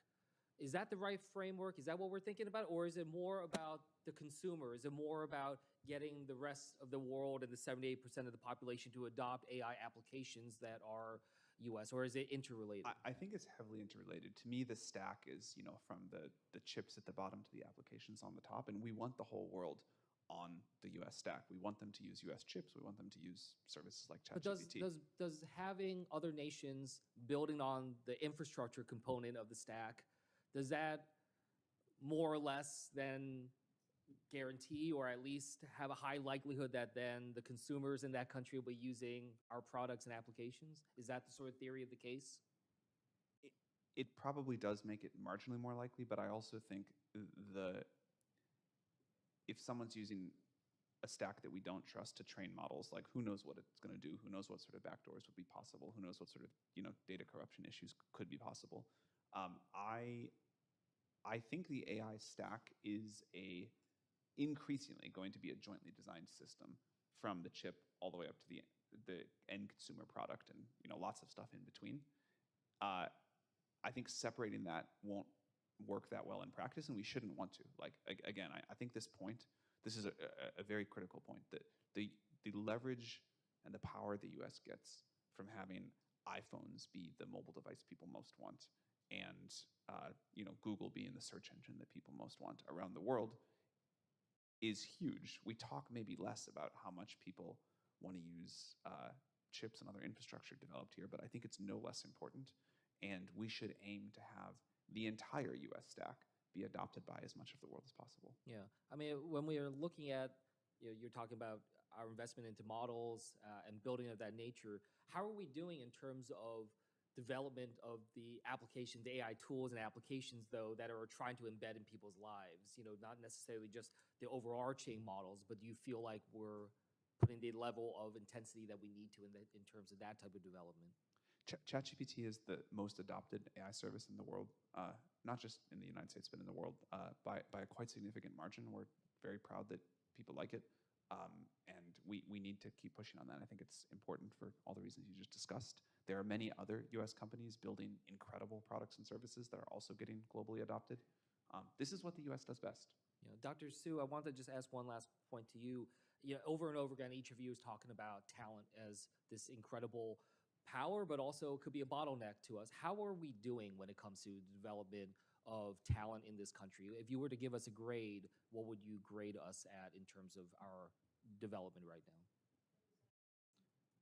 Thank you, Senator, for the question. Look, I think the smartest engineers are in the United States. We have a great base of talent, but what I will say is we need more. We need more hardware developers, software developers, application How developers. wide is that delta? If we're talking about this as a race, as you did, is that a space where we have a larger amount of delta, or is that a place where it's closing rapidly too? Well, I think we do have a very talented, overall talent base, but we also have the desire to have the best, and that includes not only U.S. nationals, but also having the best, international students. Drawing the talent from. That's right. I think high-skilled immigration is one of those areas where we want the best people in the world to be doing their work in the United States. And Senator, if I can just add something to your previous point about the cycle and what race we're trying to win. Technology is one of those things where you can have a very vicious positive cycle. So in other words, when we lead and more people adopt, that means more developers that make our technology better, that increases our lead. So that's what we want, is to have our leadership just increase over time. Senator Schmidt. Thank you, Mr. Chairman. Mr. Altman, I'll start with you. I really enjoyed and was inspired by your story with the light on and the home you grew up in St. Louis, and you talked about the spirit of innovation. That is the spirit of St. Louis. As a fellow St. Louis native, that's a good story to hear. And we just look forward to more investment in St. Louis from your company. That'd be great too. So I'll put a plug in for that. But I do want to ask you specifically, there's a lot made of sort of the comparison between the United States and the regulatory environment and what exists in Europe. What specifically, and I'll open this up to you, what specifically has gone wrong in Europe that we can draw some conclusions from? First of all, we'd love to figure out how to invest more in St. Louis. I'd love an excuse to get to go home more often. I'll point out one example that I think is just very painful to users. When we launch a new feature or a major new model, we have what is now considered a little bit of like an in-joke, where we say we have this great new thing not available in the EU and a handful of other countries because they have this long process before a model can go out. And there will be, I believe, great models and services that are quite safe and robust that we will be unable to offer in other regulatory regimes. And if you are trying to be competitive in this new world, and if you are consistently some number of months behind what other people in other countries get access to, that's an example that's extremely painful to users. And you mentioned sort of your observation that the AI stack may get more vertically integrated. So how does that work then? Because right now, the best estimates, I suppose, right, is that, I don't know, China's 2 months to 6 months behind, maybe on large language models. Hopefully some of the advances we're seeing in the US, maybe there's a degree of separation. It's hard to know exactly right with DeepSeek, but then you get down to the chips, and that advantage is more like a couple of years, probably, something like that. So if that's where we're headed, does that increase the US's advantage in your view, or does that sort of allow China to catch up quicker as we get more vertically integrated? I think there's a lot of things that can increase U.S. leadership, but we touched on this earlier. I think it's so important. There will be great chips made around the world. There will be great models trained around the world. If the United States companies can win on products and the sort of all of the positive feedback loops that come from how you can improve this once real users are using your products in their daily lives for their hardest tasks, that is something special that is not so easy to catch up with just by doing good chips and good models. So making sure that the US can win at the product level here, obviously, I'm like talking my book a little bit, but I really do believe it, is quite important. And that's in addition to all of the chips algorithm, or the infrastructure, algorithms, and data. I think this is a new area where the US is really winning and has a very strong compounding effect. Thanks. Mr. Intrador, did I pronounce that correctly, by the way? Yep. Okay, thank you. I want to turn a little bit, sort of staying on this regulatory environment. One of the things I think that's most concerning that's coming out of Europe is this sort of censorship regime that exists not just online, but in real life. But certainly it's happening online. I mean, people are being arrested for things that they say online. And one of the concerns I have with AI, I suppose, is that if we end up with a place where it's somehow policing quote unquote misinformation, and I think even in NIST's most recent voluntary standards, one of the risks to be on the lookout for was the spread of misinformation.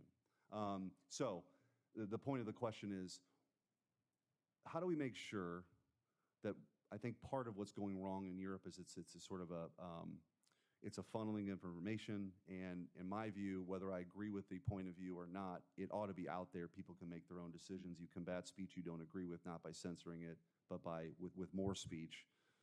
What are some lessons to be learned there, and make sure that does not happen here? So Europe is moving forward with its regulatory regime in a European way. And from our seat, where we have to make these enormous capital investments, one of the things about the approach that Europe is taking that we are deeply concerned about every day is the balkanization, of how they go about allowing information to flow, and how they go about regulating, and how they go about with each component of their union having its own set of rules, which will be tremendously challenging in Europe as time goes on, because it is really hard to make the magnitude of investments that we're doing. Beyond that, though, jurisdictionally, I'm talking about content now. Yeah.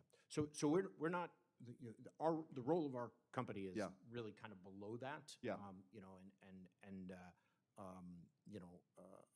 Sam and you know, Microsoft, you're going to get a lot more attention paid to the content level because of the role that they play in the stack. It's not really where we are primarily focused. We're really focused on the investment side of it. Yeah. If any of you would like to, Sam, or Mr. Altman, if you would like to respond to that, I'd like to get some answer. I think, well, first of all, I strongly agree that people getting, like put in jail for stuff they say online is very not American, not what we should be doing. The AI is quite different than social media, at least in its current evolution. People are using these tools in a sort of one-on-one way instead of this massive thing online. So I think it's easy to make too many analogies, but it's a little bit dangerous to try to talk about AI and the things we're going to face here in the same way that we did for social media. But our stance is that we need to give adult users a lot of freedom to use AI in the way that they want to use it, and to trust them to be responsible with the tool. And I know there's increasing pressure in other places around the world, and some in the US, to not do that. But I think this is a tool, and we need to make it a powerful and capable tool. We will, of course, put some guardrails in very wide bounds, but I think we need to give a lot of freedom. Yeah, I'm out of time, but there's a lot more questions there that we'll follow up with. Thank you, Madam Chair. Thank you. Senator Hickenlooper. I appreciate that line of questioning. I was ready for you to continue as well. I could have given you a minute or two. Mr. Smith, Microsoft has a long and deep history in transforming workplaces all over the world through software, from Windows operating system to its Office applications like PowerPoint, Excel, and now the AI-powered Copilot application. In software development, life cycles seem to be becoming increasingly shorter, updates becoming more frequent. What are the internal processes that Microsoft follows to evaluate Copilot's accuracy and performance before it was released? And what kind of independent review teams, other than Microsoft's own product developers, are involved in that? Who do you bring in to help with that? Well, first of all, since most of what we're talking about here, when you're talking about our copilots, start with models that are developed at OpenAI, I would say OpenAI has its internal process. There is then a joint, what's called a DSB, a Deployment Safety Board, where we decide together whether something is safe to deploy, as the name implies. We then, at the applications level, have our own internal Deployment Safety Board. We have a variety of engineering tools that we use to assess these features. We test these features. We have red teams, meaning sort of competing teams that often go to work to sort of attack the features. And then ultimately, the product is released when those tests are completed and the results are satisfactory. Good, I like that. Let me go over to Mr. Altman. Obviously, you all have a natural incentive to ensure that the products are high quality and safe, but the field is so competitive, and in applied research and with rigorous testing, these constant improvements really are fundamental steps to the performance of a model. So risk assessments are that key tool. And I'm a big believer in evidence-based technical standards. I've been accused of being the only real scientist who's published peer-reviewed papers in the Senate. So, Mr. Altman, do you believe that under appropriate circumstances, independent evaluations based on standards performed by qualified evaluators and done voluntarily could help validate the testing that you're performing internally and in conjunction with peer companies? Thank you, Senator, and I think it's awesome that you have published peer-reviewed papers, and would love to see more of that. Well, wait a second. I was on the Maslow's triangle of science. I was near the bottom. I was a geologist, so that's not high up in that. Geology is great. Yes, I think what you say is very important. It's an important part of our process today. External testing helps us find things that we may have missed internally, and we're very proud of our safety record on the whole. Not that we've not been perfect, and we're continuing to learn new things, but I think we do have a process that is leading towards models that the public generally thinks are safe and robust to use. And we've developed a lot of techniques to be able to continue to deliver that, but external testers and red teamers are a critical part of that process, and I think they've helped us find many things in the models to improve. Mr. Smith, would you add anything to that? No. Okay. Got it. Someone giving testimony who doesn't have something to add. It's a moment of scientific reflection. Dr. Su, the Bipartisan Chips and Science Act, historic effort to try and maintain U.S. leadership in emerging technologies like semiconductors, but others as well. As the technology arms race continues globally, and you were talking about this, AMD plays a key role in delivering state-of-the-art designs, the best, for the new chips that are going to power electronics and the devices that are going to allow AI to become global. As scientists work around the clock to develop new breakthroughs and to try and increase and improve in performance, but at the same time shorten R&D timelines, what do you see as the next frontier of chip technology in terms of energy efficiency? And how can, and that's not just based on the Chinese competitors, but how can we work together to improve direct-to-chip cooling for high-performance computing? Well, thank you for the question, Senator. I would say, look, there is a tremendous amount of innovation that's going on in the semiconductor sector today. The Chips and Science Act was certainly helpful in raising the profile of chips in the United States relative to, what are we doing to go faster and build better and more power-efficient chips. Frankly, we're using AI extensively through our chip development cycles, and it does allow us to augment what are typically very long cycles, many years, several years for us to develop chips. We can shorten the time and also improve the efficiency. And there are lots and lots of great new technologies in terms of cooling technologies that are super important for us to build the large-scale systems that we talked about earlier today. So thank you for the question. You bet. All right, I'm out of time. I'll yield back to the chair. Thank you all. And Senator Hickenlooper, I will say, as a Texan whose parents were in the oil and gas business, I think geologists are awesome. We have a consensus. Senator Curtis. Thank you, Mr. Chairman. It's a delight to be here. Mr. Altman, you started kind of a one-upmanship on computers, and I will just tell you, in 1985, the month you were born, I was attending a class at Brigham Young University and carried in a laptop and was almost kicked out. What laptop? It was a TRS-80. Oh, awesome. Made by Radio Shack. I upgraded the memory from 40K to 80K. Ran on 4 AA batteries. And that's incredible. Yeah. So I'm very envious of your generation. Let me start with you, if I would. I think Utah would aspire to lead out with data centers and advanced technologies. Could you just address for states, and Utah specifically, what it is that makes them attractive to projects like Stargate? Yeah, and I know that we're having productive discussions about some potential sites in Utah. Power, cooling, fast permitting process, labor force that can build these things, the electricians, the construction workers, the entire stack. A state that wants to partner with us to move quickly. Texas really has been unbelievable on this. I think that would be a good thing for other states to study, but we'd be excited to try to figure something out. Thank you. Think I can speak for our state leaders. We would be excited as well.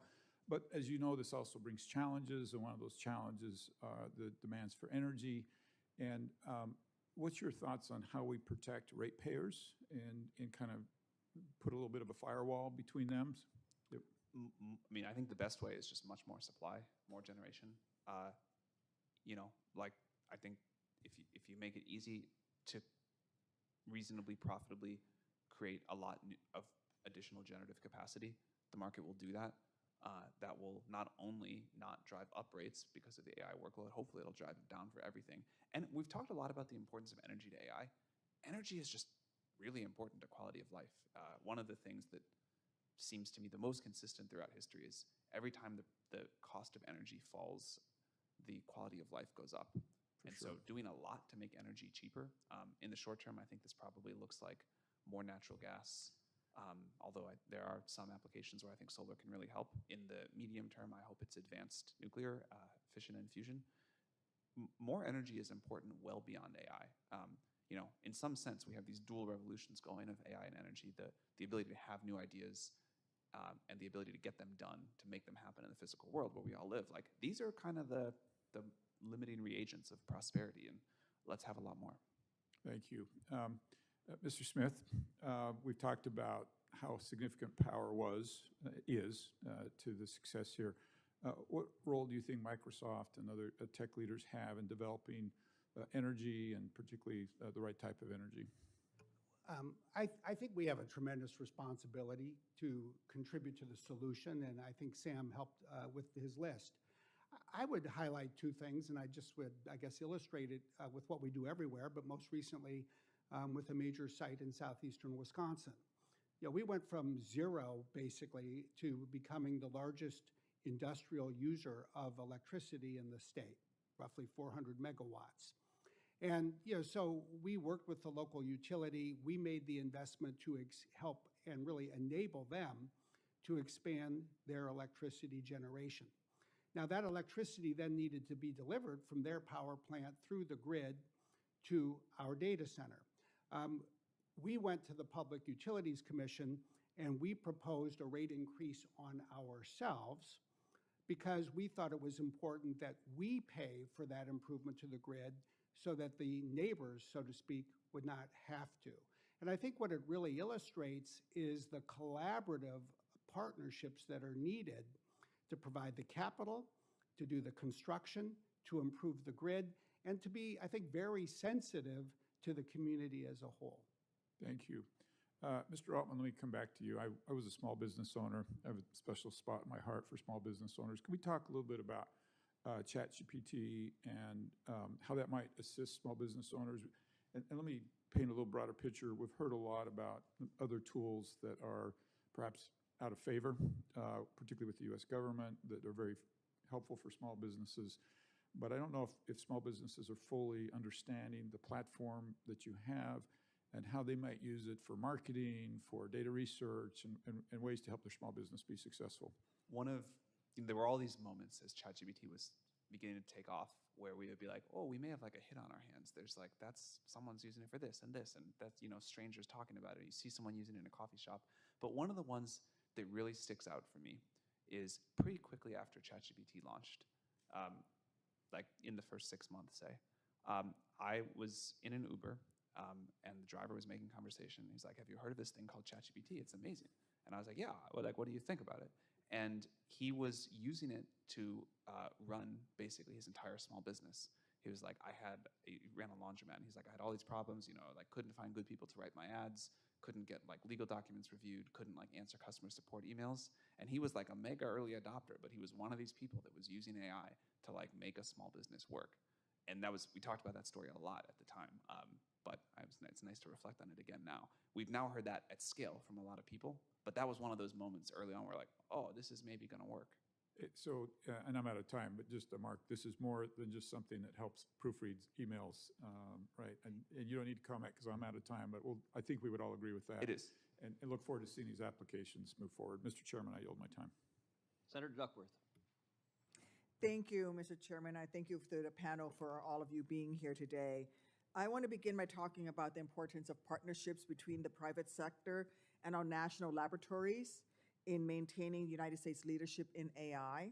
Illinois is a proud home of two crown jewels of the national laboratories, Fermilab, America's premier particle physics and accelerator laboratory, and Argonne National Laboratory, home to the Aurora supercomputer that will accelerate breakthroughs in AI, cancer research, and fundamental physics. There is nothing more important than sustaining and amplifying investments in our nation's incredible network of national labs. Yet Donald Trump and Elon Musk, with the support of some Republicans in Congress, are plotting to take a chainsaw to the vital research initiatives being carried out across our country. This is a self-sabotaging attack, plain and simple. And if allowed to proceed, Trump and Musk will inflict lasting harm on our innovative capabilities and capacity that our enemies could only dream of achieving. Does anyone truly have confidence that had Doge been around decades ago, they would not have cut the project that created the internet as an example of wasteful, publicly funded research and development? So my question to any member of the panel is the following. Can you explain the importance of the national lab system to maintaining our research edge and discuss any partnerships you've established or are currently pursuing, especially those threatened by massive cuts to the national labs research? We partner with the national labs, so maybe I could take a first cut of this. Also, Senator, I would love to get to visit a Fermilab someday. That would be like that was my next question. That would be a real You're life welcome. highlight. That'd be very cool. There's many wonderful things that AI is going to do for the world, but the one that I am personally most excited about is the impact AI will have on scientific discovery. I believe that new scientific discovery is the most important input to the world getting better and people's quality of lives getting better over time. It is hard to overstate where we would be where we are because of scientific advancement and where we would be without it. So we're thrilled to get to partner with the national labs on this. I think science has not been as efficient as it can be, and we're also thrilled to hear from scientists that they're multiples more effective than they used to be. And I think that AI tools will mean we can accomplish at some point a decade worth of scientific progress in a year for the same cost or even less. This will be one of the most important contributions, in my opinion, that AI makes to the world. And it's no longer theoretical. Like the national labs are a great example. That's the only partnership where we've given a copy of our model weights to another organization. It's a very deep and important partnership to us. And I expect that will really bear fruit. Thank you. Anybody else on the panel? Yeah, I think you highlight a very important issue. This country has 17 national labs administered by the Department of Energy and about 85 to 90 research universities. And together, they are the fabric of much of scientific discovery and have been since the Manhattan Project in World War II. We in the tech sector, we at Microsoft work with almost all of them. And there's a particular cycle of innovation that the United States has mastered. You have curiosity-driven research in these institutions, and then the advances move out of those institutions into startups and into larger companies. And what I always find interesting is I meet with officials around the world. They have studied this. They seek to emulate it. And I always worry that in the United States, we run the risk of taking it for granted. We should never take this for granted. It is the foundation for the country's technological leadership. Very much so. Dr. Su? I just wanted to add to that, we are also very large supporters of the public-private partnerships with the national labs. I think the national labs have, in a way, always tried to look ahead of the curve, and that's a great place for us to invest. We think they're a key piece. We have partnered with all of the national labs as well, over the last decade, and that continues to be a place where I think there can be significant public-private partnership. Thank you. Mr. Intrader? I just think it would be really interesting to come to these AI factories and to walk or travel through these institutions and identify all the different pieces of the science that leads back and was ultimately driven and founded on something that came out of those institutions, because it's amazing, actually. Thank you. And would any of the remaining three of you would like to come to a lab in Illinois, either Fermi or Argonne? I will give you personal tours. All right, all four of you, it's done. Thank you, Mr. Chairman. Thank you. Senator Young. Thank you, Mr. Chairman, for holding this important hearing on winning the AI race. It's good to see our panelists here. One of the things that I like to underscore whenever I talk about this issue is we are not just discussing a race to create jobs, not just discussing a race to figure out how to eke out more growth from our economy, although that's important.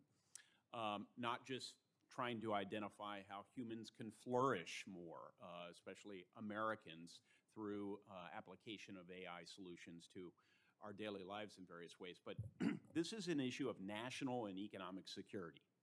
I want folks at home to get that. I know all our panelists are highly conversant and knowledgeable about that. In my discussions with you and many others, I've heard we need to work with like-minded partners and allies to win this race, and it's only going to be done collectively. I've heard here today from a number of you that this race is in part about getting market share, diffusion of our AI models and solutions into other countries. It is through that means, for me to perhaps elaborate on your thoughts, that we can see that our own values are advanced. These models, presumably, they'll be embedded with our values related to privacy and transparency and property rights and freedom of speech and religion, not the values of the Chinese Communist Party on each of those various fronts. And then if we can establish digital trade rules, digital cross-border agreements on digital trade with these other countries, we could conceivably erect higher barriers to entry for models that don't come embedded with our standards, models of say, the Chinese Communist Party has given sanction to. So there's a geopolitical national security overlay to this entire conversation, which is why I think the chairman's emphasis on not overly constraining innovation or deployment is very important. But it's also why I think it's important that we be thinking about how to work with other countries in their standards development. So that's where I want to begin asking questions. I'll start with Mr. Smith.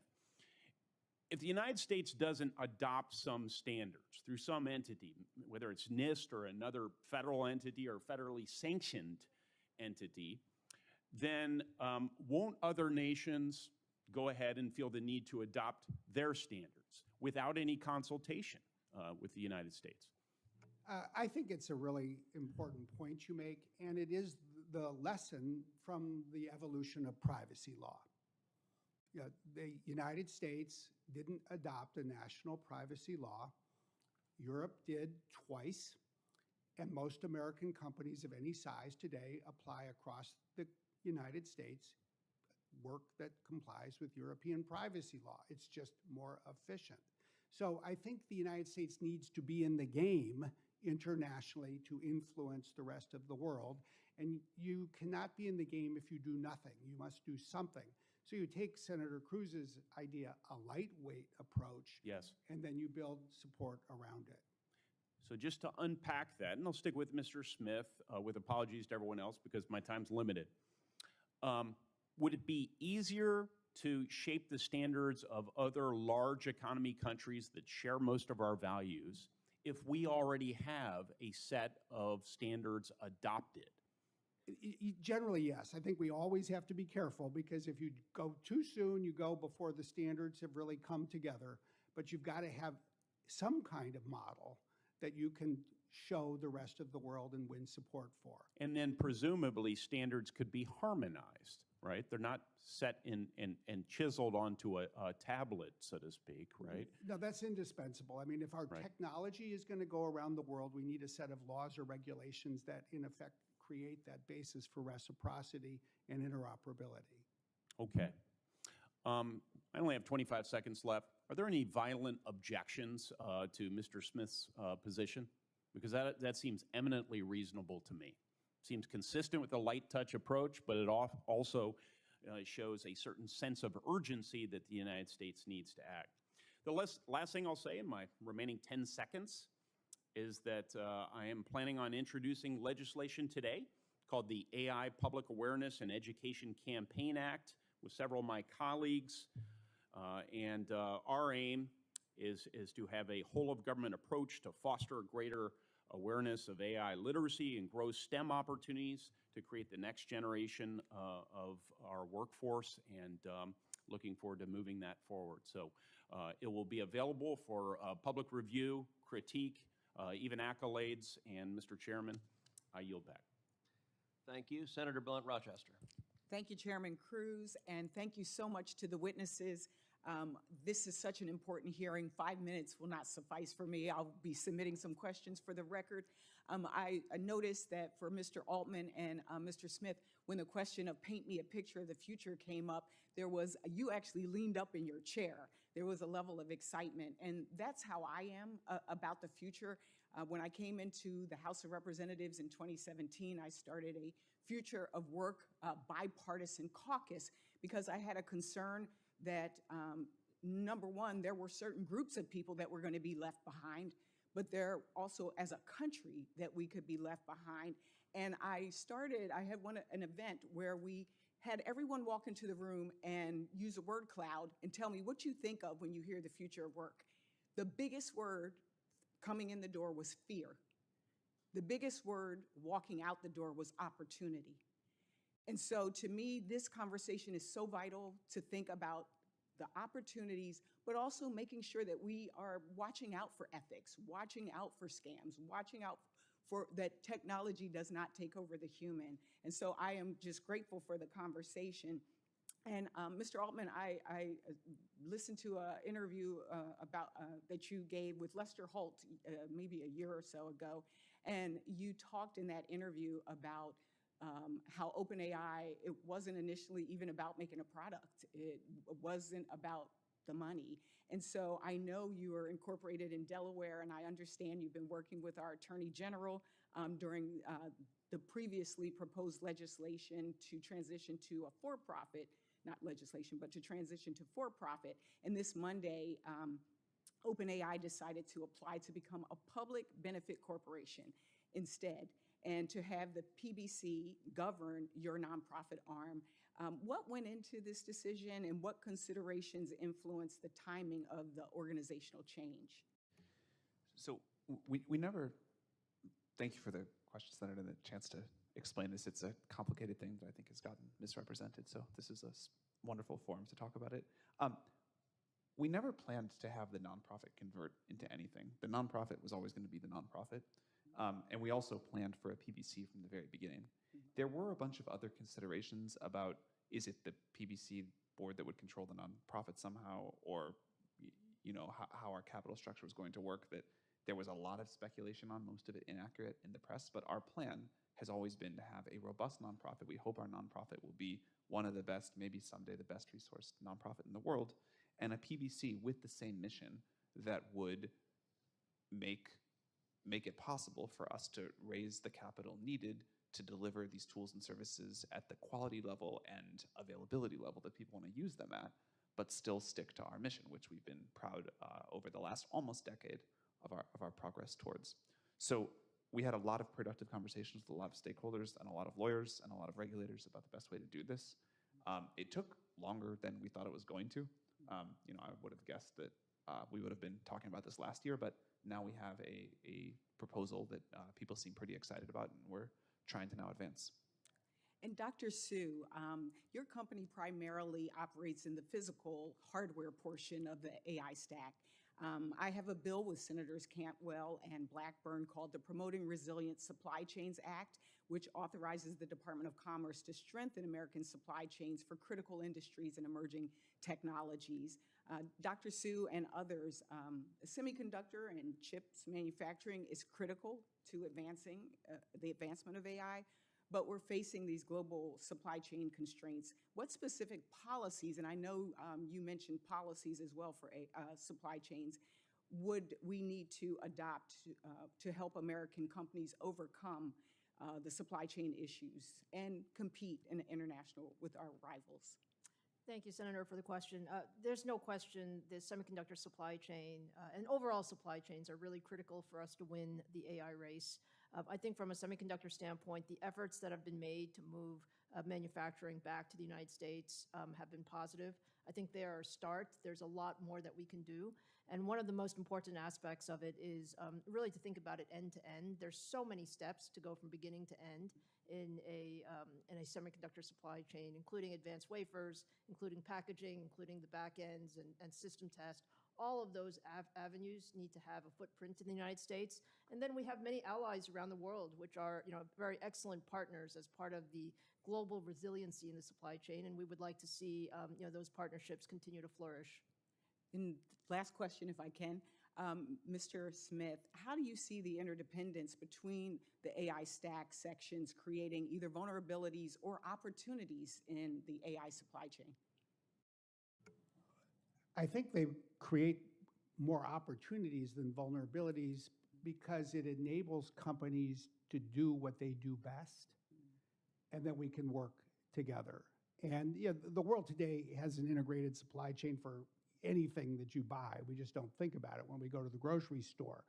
I think one of the strengths of the tech sector is that we have, I'll call it a string of pearls.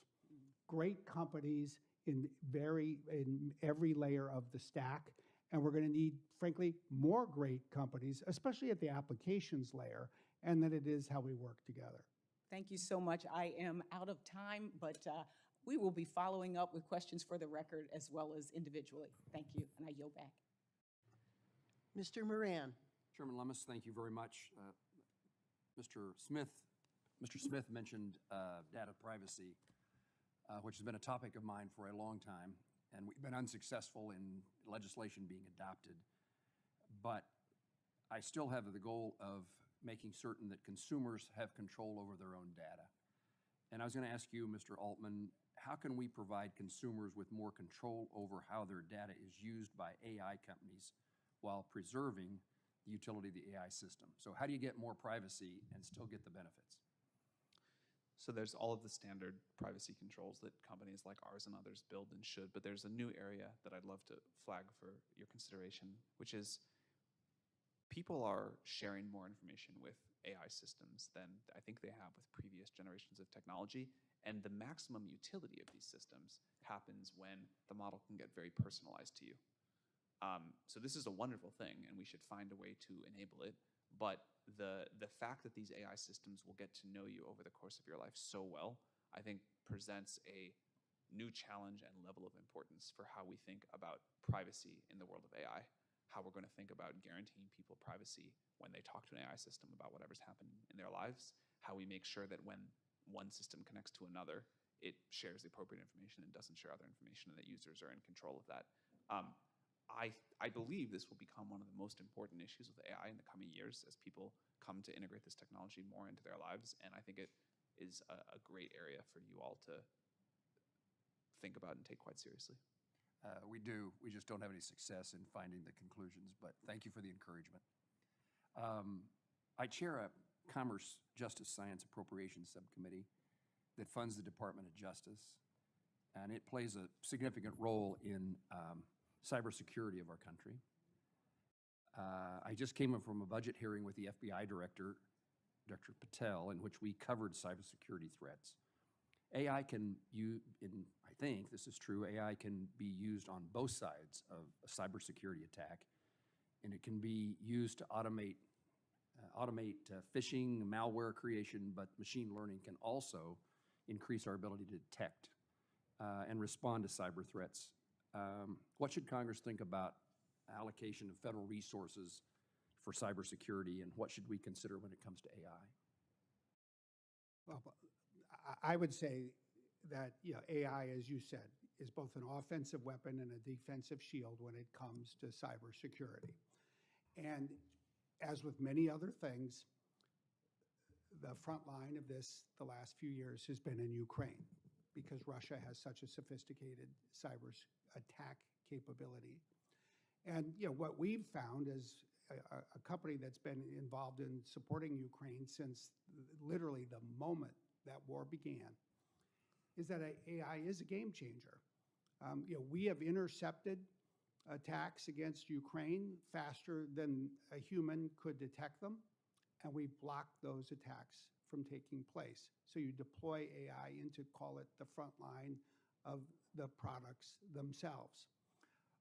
We have to recognize that it's ultimately the people who defend not just countries, but companies and governments, the chief information security officers or the CISOs. So we've created what's called a cybersecurity co-pilot that basically automates for those individuals much of the workflow that takes their time so that they can be more effective and efficient. When it comes to federal appropriations, I think that, to put it simply, the United States government must remain at the forefront of having for itself the cybersecurity capabilities that it needs to defend the government.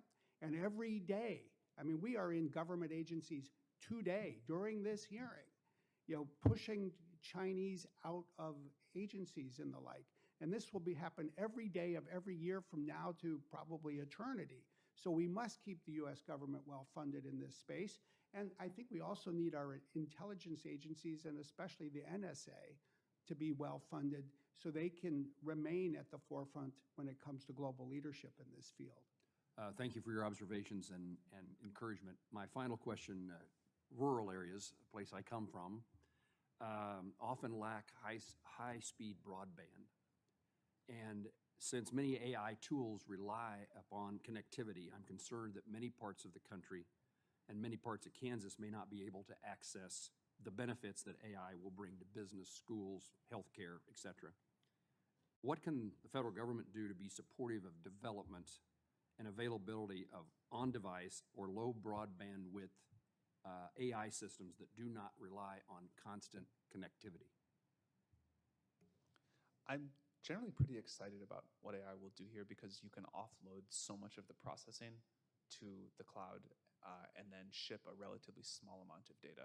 If you think about, ChatGPT, as text comes in, there's like a brain that thinks about it really hard and some text comes back. We can support people in low connectivity areas quite well with the same quality of service. Separately to that, I think getting great connectivity everywhere is important, but in the specific area of AI, I think we can actually address that gap quite well. That's good to know. Thank you very much. Mr. Lujan. Thank you, Madam Chair. And first, I want to begin by recognizing and thanking Mr. Altman and Mr. Smith for your organization's ongoing involvement in the NIST U.S. AI Safety Institute, as well as Dr. Su and Mr. Altman for your ongoing partnerships with our national laboratories. Now, Dr. Su and Mr. Altman, can you explain how your partnership with the national labs support scientific research? You explained this to a question that was asked by Senator Duckworth as well, but if you could just touch on that quickly. Our latest models, like O3, are good at scientific reasoning, and so scientists are able to use these to help them review literature, come up with new ideas, propose experiments, analyze data in a way that the previous generations of models just couldn't. We've had the national labs and other scientists spend time with previous models, and they say, oh, this is kind of cool, it's interesting, it's not transforming things. These new models are the first time we're hearing from scientists at the national labs and elsewhere that this is a legitimate game changer to their research output. Appreciate that. Dr. Su? Yeah, I would add the same. I think our partnerships with the national labs have seen just tremendous opportunity. We have large-scale compute across the national labs and the ability to really develop new applications that take advantage of, let's call it, traditional high-performance computing together with the new AI model capability that we just talked about is, I think, a great opportunity to substantially move forward the ability for science. Can really set things back, and we've seen many examples of that in history. I do think there's a new protocol to discover here at the level of importance of HTTP. This is just one example. There's many other things too. I believe the industry will figure that out through some fits and starts, and then I think officially adopting that can be helpful. Dr. Sue? I believe public-private partnerships really enable us to think, let's call it ahead of the curve. So there are lots of things that we do in industry, and we do them very, very well. However, the beauty of the national labs and federal research is it does allow, let's call it a bit more blue sky research, and I think that's a very positive add. So I think the key is how we can make sure that one federal dollar goes much, much further than that with a private investment on top of that. Yesterday, I reintroduced a piece of legislation called the Test AI Act, which has bipartisan support, which would simply improve the federal government's capacity to test and evaluate in this area as well. So very much appreciate both your responses. But this is just one of many steps I would argue that is needed to ensure that the United States stays ahead. Now, despite strong support across the country, including from industry leaders here today, President Trump's annihilating budgets for basic research, and there are questions abound by so many. I'll argue that this will destroy our nation's competitive advantage. I simply just call on all my colleagues that we look at the investments to the National Science Foundation, National Institutes of Health, and Department of Energy Office of Science. Let's work together. If there's questions that we have, let's find ways to address those. But let's ensure that these investments are making a positive difference so that we have more successes and more hearings celebrating what we're celebrating today. Now, beyond your partnership with the federal government, I would like to know more about how you partner with local communities when building out centers. Data centers put a strain on energy and water resources. However, unlike other businesses, they do not introduce many long-term jobs and economic benefits necessarily. So, Mr. Smith, how many engineers do you have dedicated to model or hardware optimization to reduce energy use? And when you build a center, what initiatives do you have in place to reduce water use? I don't know off the top of my head the number of engineers working on optimization, but I'd be happy to track down and answer and get it to you. Water use is a huge priority, especially in data centers, for example, in the southwestern United States and other countries around the world where water is in short supply. If you look at our data centers today, they run on liquid cooling. It's a closed loop system. The liquid is a combination of, frankly, water and other chemicals, but basically, once it starts running, almost all of the water is recycled. So the amount of water that we consume is typically far, far smaller than what most people would estimate. We also have a commitment to water replenishment. Now, our goal is to be water positive, meaning that we're providing more water to the community than we are consuming. So, for example, across the United States today, we have more than 90 water replenishment projects, including one that focuses on the San Juan River in your state of New Mexico, which focuses on water security for the river. So I think it's a good example of how we can play a responsible role in addressing an issue that is of growing importance. Appreciate it. Mr. Trader? Same question. Yeah, I can't answer the question of how many engineers we have focused on it, but I will say that the ability to extract more computational power out of a given megawatt is of paramount importance to my company, to all of us in this room. And we spend an enormous amount of time integrating the most bleeding edge technology, which is a step function more efficient in terms of its computational output than the legacy technology has historically done. So moving to liquid cooling has just been an incredible improvement in efficiency, and ultimately we face this problem from within a given data center, within a given power envelope, how much can we move the computational resources forward? And that's really an important part of what we do. I appreciate it. Mr. Chairman, I have other questions also into the record. Mr. Moran did ask one question. Mr. Altman, you responded to it. But can you all just answer yes or no? Is it important to ensure that in order for AI to reach its full promise, that people across the country should be able to connect to fast, affordable internet? Dr. Sue? Yes. Yes. Yes. Thank you, appreciate it. I yield back, thank you. Thank you. Senator Lummis. Thank you, Mr. Chairman, and thank you all for coming today. I really have been amazed at the outstanding progress that continues to be made in this field, and I'm already seeing people in Wyoming that are using ChatGPT or Claude to improve their businesses, whether it's healthcare or mining or oil and gas or education, ranching even. I'm just really excited about what this opportunity brings to America. Now, as I see it, the world has presented us with two paths. On one hand, the EU has chosen to regulate first and ask questions later. The GDPR is already limiting European access to the most capable AI models. On the other hand, China appears to be fast-tracking AI development, standing up large amounts of energy very quickly in an attempt to outcompete America. So I'd like to ask a few questions about how we can make sure we get the full benefit of this technology and accelerate its development.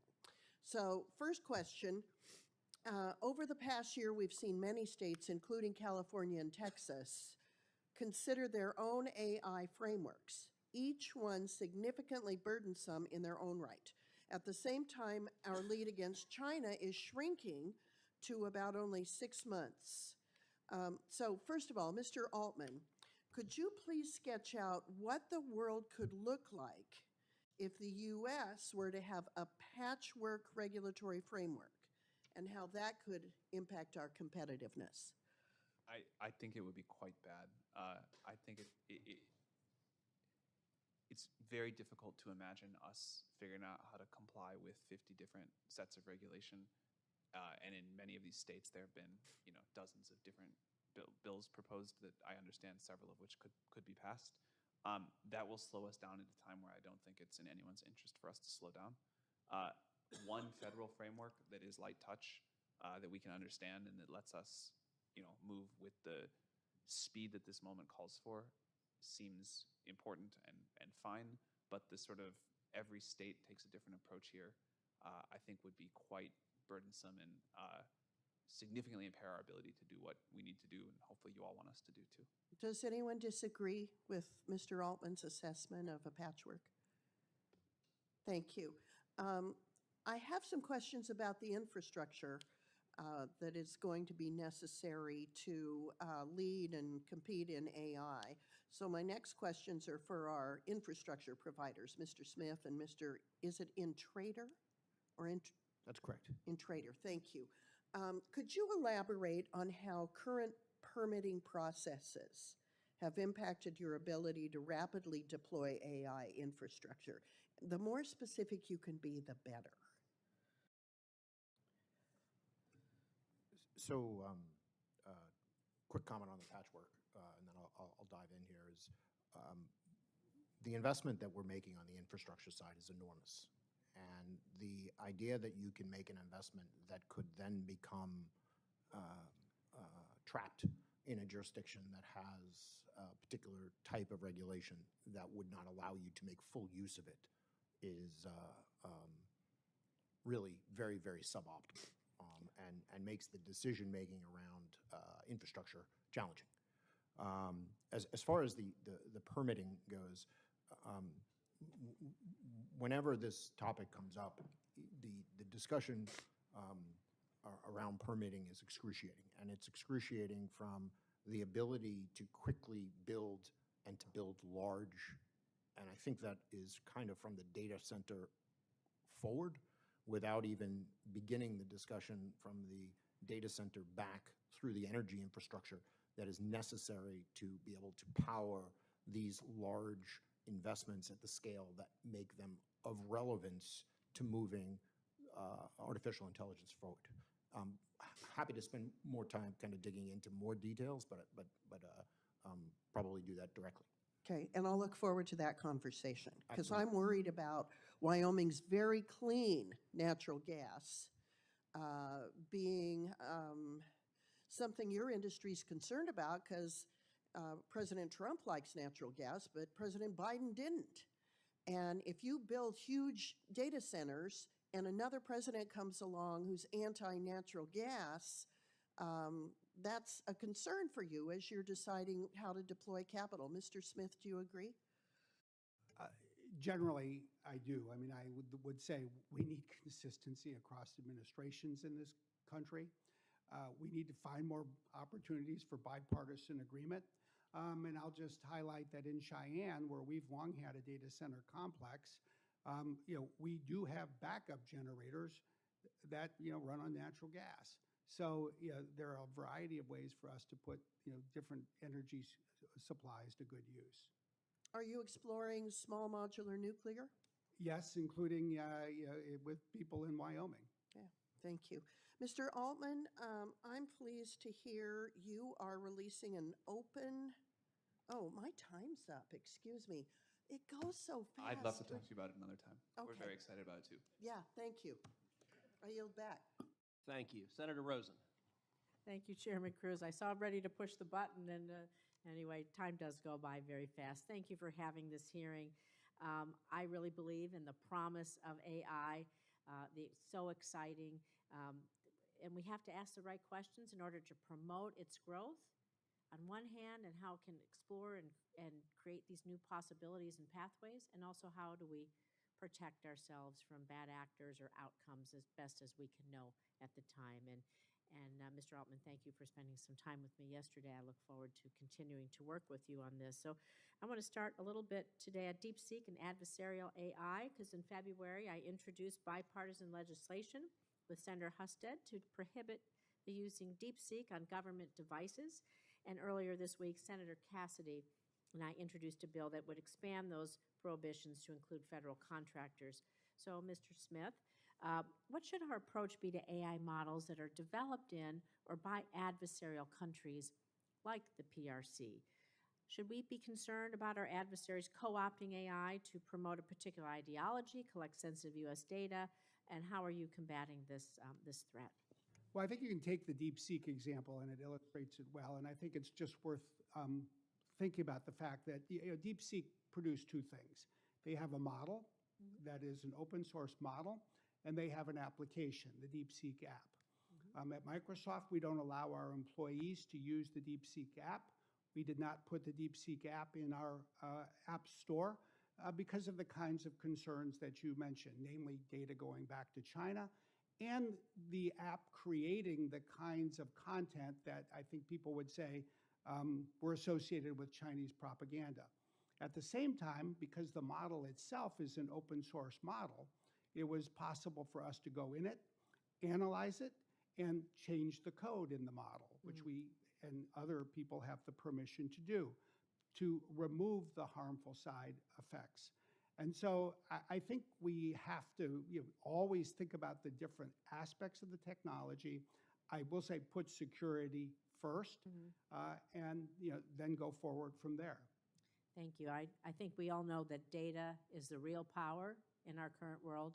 He or she or whomever owns the data really can control a lot of what we do. But I want to move on and speak with you, Mr. Altman, about AI and anti-Semitism a little bit, because earlier this year, ADL released a report showing that several major generative AI models have perpetuated dangerous anti-Semitic stereotypes and, sadly, conspiracy theories. So, Mr. Altman, what steps is industry taking to ensure that AI models don't perpetuate anti-Semitism? Will you consider collaborating with civil society to create kind of a standard benchmark for AI related to anti-Semitism, use it as a form of evaluation, and then maybe we could use those for other forms of hate as well? Of course, we do collaborate with civil society on this topic, and we are excited to continue to do so. We want our users to have freedom to use models in the way they want, but we also don't want them to be damaging to sort of the fabric of society or particular groups. There will always be some debate, and the question of free speech in the context of AI is novel, and I think it's different than what we faced before. We really do view these as tools for users one-on-one, but But of course, we're not here to, make horrible anti-Semitic products. Thank you. I want to move on to Senator Lujan talked about data center energy use, water use, something we're all really concerned about.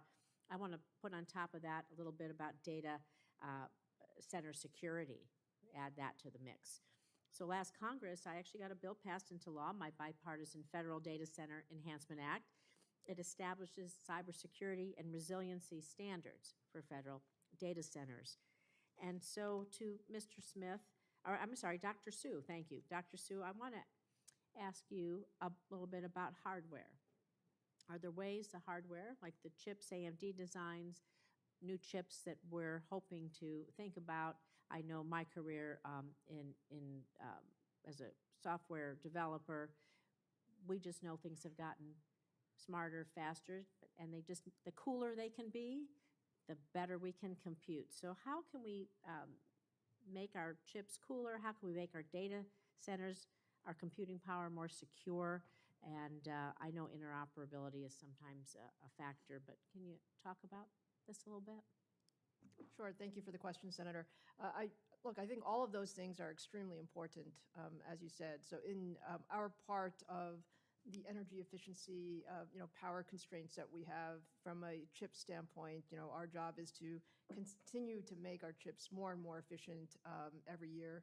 We've seen, 30 times improvement over the last few years, and we will continue to focus, in that area. And then to your comments about, security and ensuring that our chips are secure and, people are not somehow, breaking into them, those are also very high priorities in our overall development cycle for future generation chips as well. Oh, thank you. I look forward to working with all of you again on these important issues. Mr. Chairman. Senator Sullivan. Thank you, Mr. Chairman. I want to thank the witnesses for the testimony today. I appreciate the chairman calling this hearing. And I agree with Senator Cruz's opening statement about this is a matter of national economic and national security in terms of our race, however you want to call it, competition with China. So I know this topic has been pressed, but I want to dig down a little bit deeper.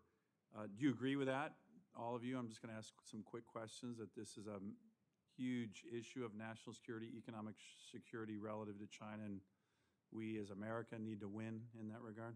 Very important. Everybody nodding their head. And then I know that it had been touched, but is the consensus among the witnesses that we are ahead right now, but is kind of tentative lead? What would be, very quickly, we'll start with you, Mr. Altman. What's your assessment on that? I know you've already talked about it. I just want to set the context for some of the questions. Yeah, I believe we are leading the world right now. I believe we'll continue to do so. We want to make AI in the United States, and we want the whole world to get to benefit from that. I think that is the strongest thing for the United States. I think it's also the right thing to do for all the people of the world. And I really appreciate you all being with us here today, because I think we'll need your help, and everything you're saying, or almost everything you're saying, sounds great. So as I ask this question, I'll ask if you guys think we're ahead, but then the key things when you say we need your help, what would, very succinctly, sometimes we're not so smart up here, what would the key things be that you would need from the U.S. government to help us maintain that lead and dominate this space, which is what I think we need to do? Mr. Altman, again, to you real quick on that. We've talked a little bit about infrastructure, but I think we cannot overstate how important that is, and the ability to have that whole supply chain, or as much of it as possible, in the United States.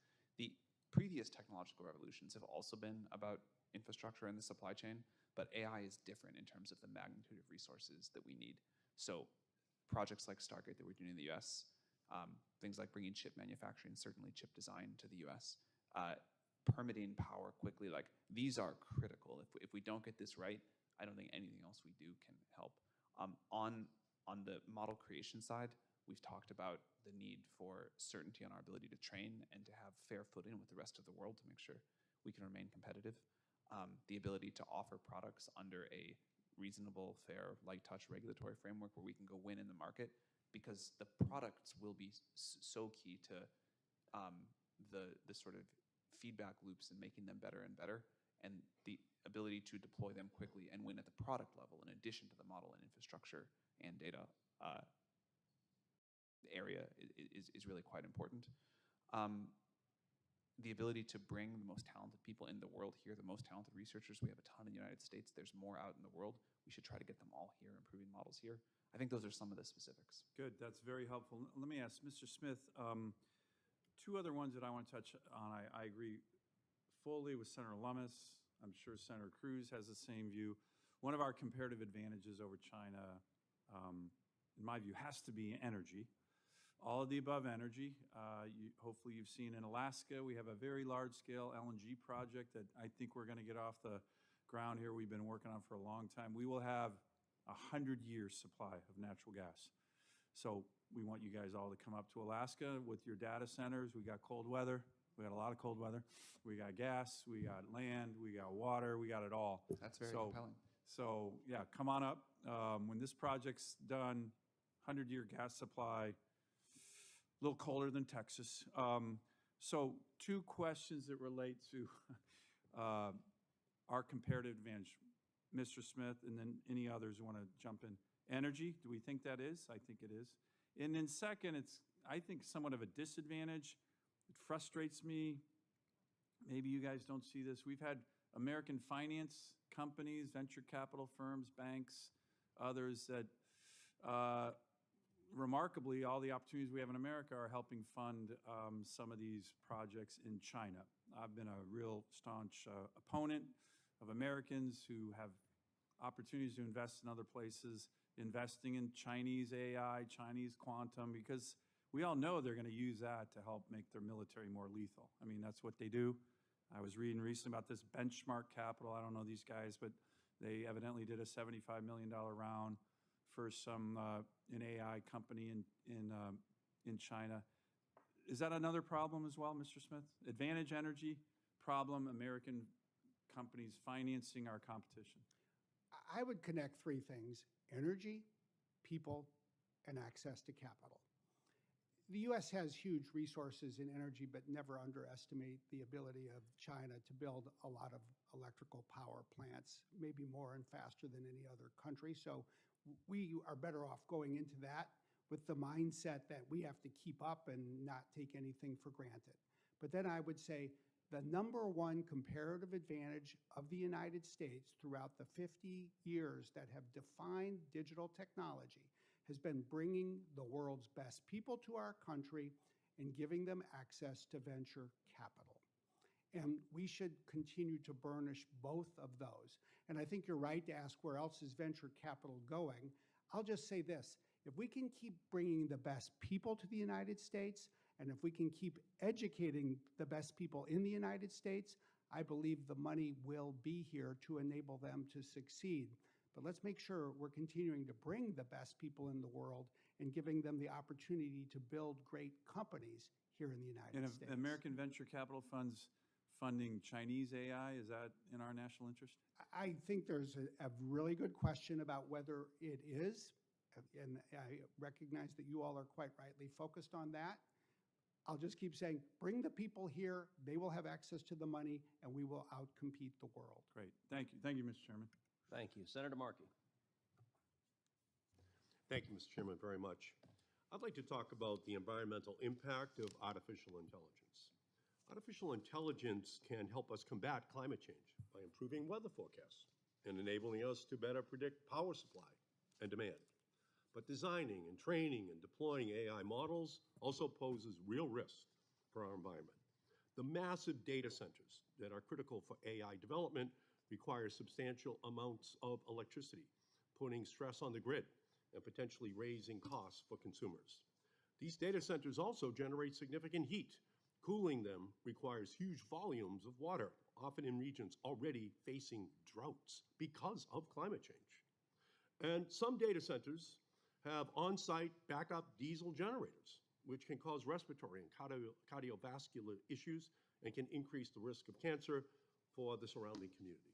The truth is, we know too little about both the environmental costs and benefits of AI. Mr. Smith, do you agree that it would be helpful for the government to conduct a comprehensive study on environmental impact of artificial intelligence? Generally, yes. One study was just completed last December, and I think it's worth updating periodically.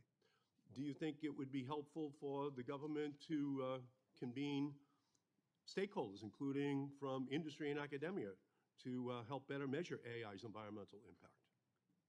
I think, as well as many other things that need to be measured, yes, I think there's a role to be played. Mr. Altman, do you agree that the federal government should help with studying and measuring the environmental impact of AI? I think studying and measuring is usually a good thing. I do think that the conversation about the environmental impact of AI and the relative challenges and benefits has gotten somewhat out of whack. I am hopeful that AI, we've been trying to address climate and environmental challenges unsuccessfully, or not successfully enough for a long time. I think we need help. I think AI can help us do that. We've proposed, or we're in the process of building a 10 gigawatt facility, and we've got another kind But my question is, should the federal government be, on an ongoing basis, studying the impact of AI? Sure, and I think you should use AI to help. So that's why this Congress introduced the Artificial Intelligence Environmental Impact Act to study both the positive and negative consequences of AI. As the technology continues to develop, as models become more efficient, and as we build out the infrastructure, we need to do it. Yes, AI might find a cure for cancer. It may. But AI also could help to contribute to a climate disaster. That's also equally true. Okay? So we need to just keep both of those things right on the table, especially as the Trump administration is ignoring the fact that last year, 94% of all new installed electrical generation capacity in the United States was wind, solar, and battery. And Trump has said he's going to destroy all incentives for continuation of that. Okay? That's something you have to weigh in on, make sure he does not do that. So I look forward to working with you on that. Now I want to turn to AI's impact on disadvantaged communities. After all, we're not just talking about using artificial intelligence to write emails or plan grocery lists. We're talking about technology used to calculate a family's mortgage, screen an individual's job application, and determine a senior's medical care. When used in these situations, it is absolutely essential that AI-powered algorithms are free from bias and discrimination. So let's start with a simple question. Mr. Smith, can algorithms be biased and cause discrimination? They can, which is why we test to avoid that outcome. Okay, same question, Mr. Altman. Can algorithms be biased and cause discrimination? Of course. Of course. Of course. Mr. Altman, does OpenAI work to guard against such bias and discrimination in ChatGPT? Of course. Of course. So I'm glad to hear that, because you recently stated that the government should not implement privacy regulations on AI, but instead, quote, respond very quickly as the problems emerge. And I am very deeply worried about that approach. We don't need to wait and see if poorly tested and trained algorithms will harm marginalized communities. Artificial intelligence is already supercharging the bias and discrimination prevalent in our society. Biased and discriminatory algorithms mean Black and brown families are less likely to obtain a mortgage. It means people with disabilities are less likely to be recommended for a job opening. And it means women are less likely to receive scholarships for higher education. These are real harms that are happening right now. It is Congress's job to address these existing problems that come with the rapid development and deployment of AI.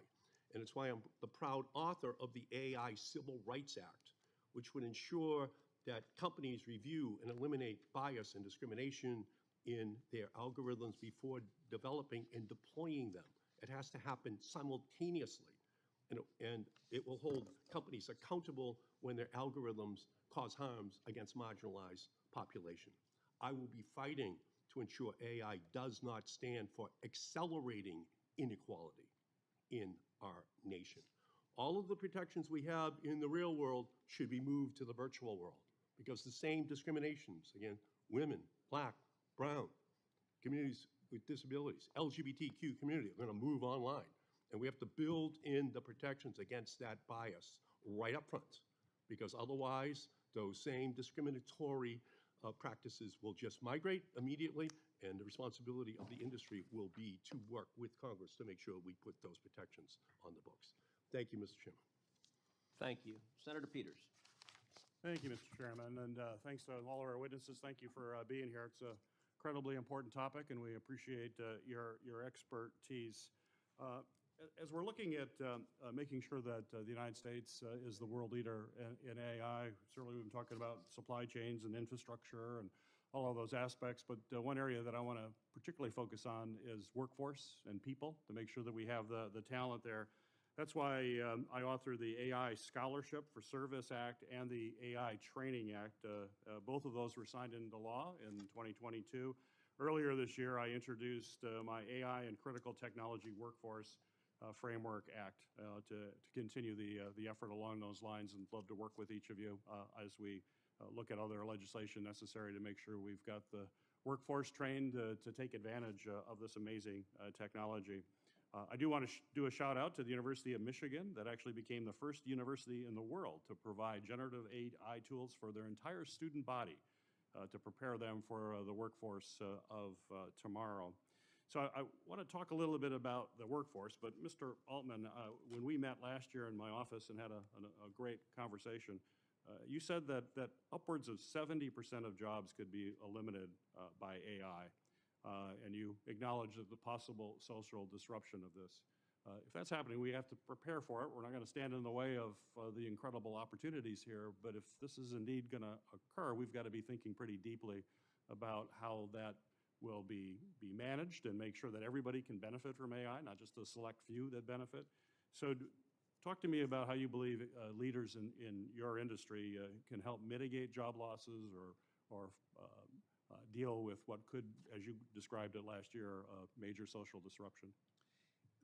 The thing that I think is different this time than previous technological revolutions is the potential speed. Technological revolutions have impacted jobs and the economy for a long time. Some jobs go away, some new jobs get created, many jobs just get more efficient, and people are able to do more and earn more money and create more, and that's great. Over some period of time, society can adapt to a huge amount of job change, and you can look at the last couple of centuries and see how much that's happened.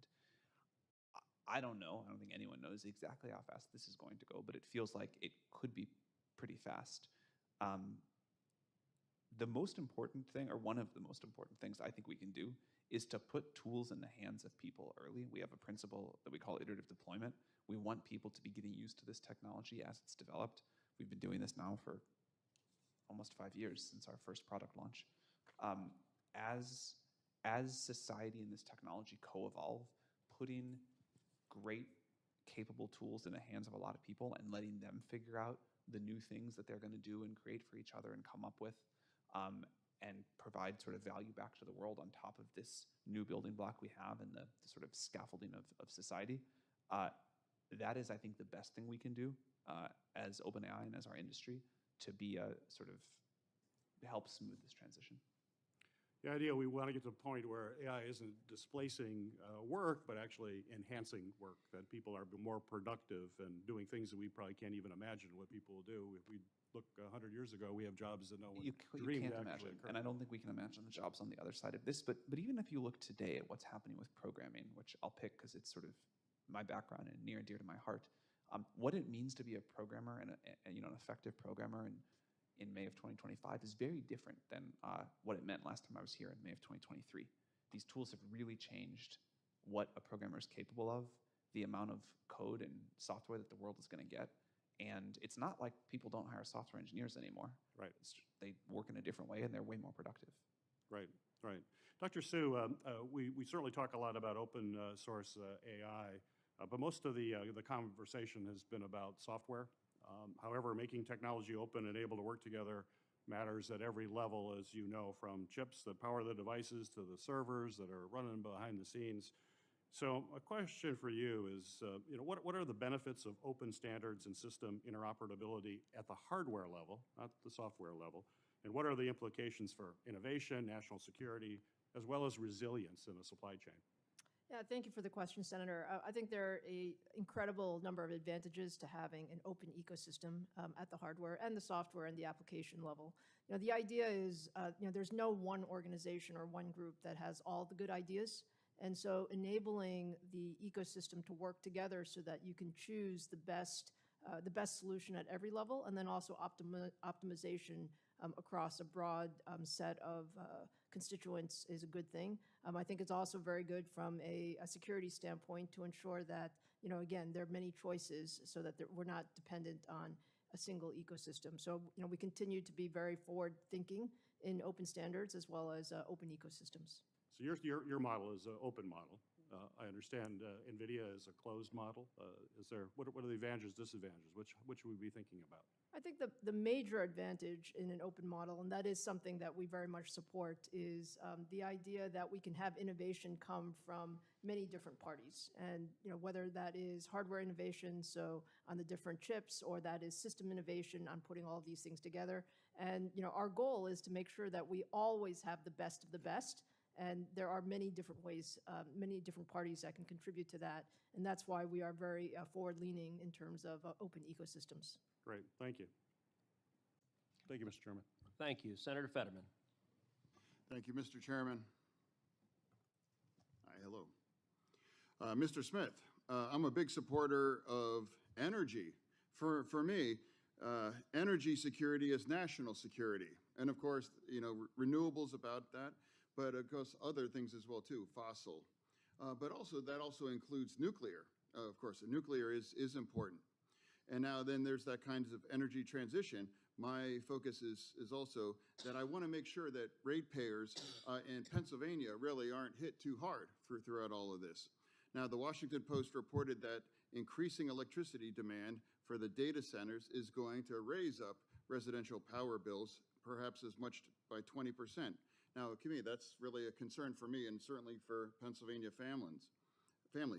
Now, the data center, has important jobs during construction and doing those things, and that's a great thing, of course. But they're not, I guess, long term. But the rate, those rates might last longer for that. And now I've been tracking the plan to reopen TMI.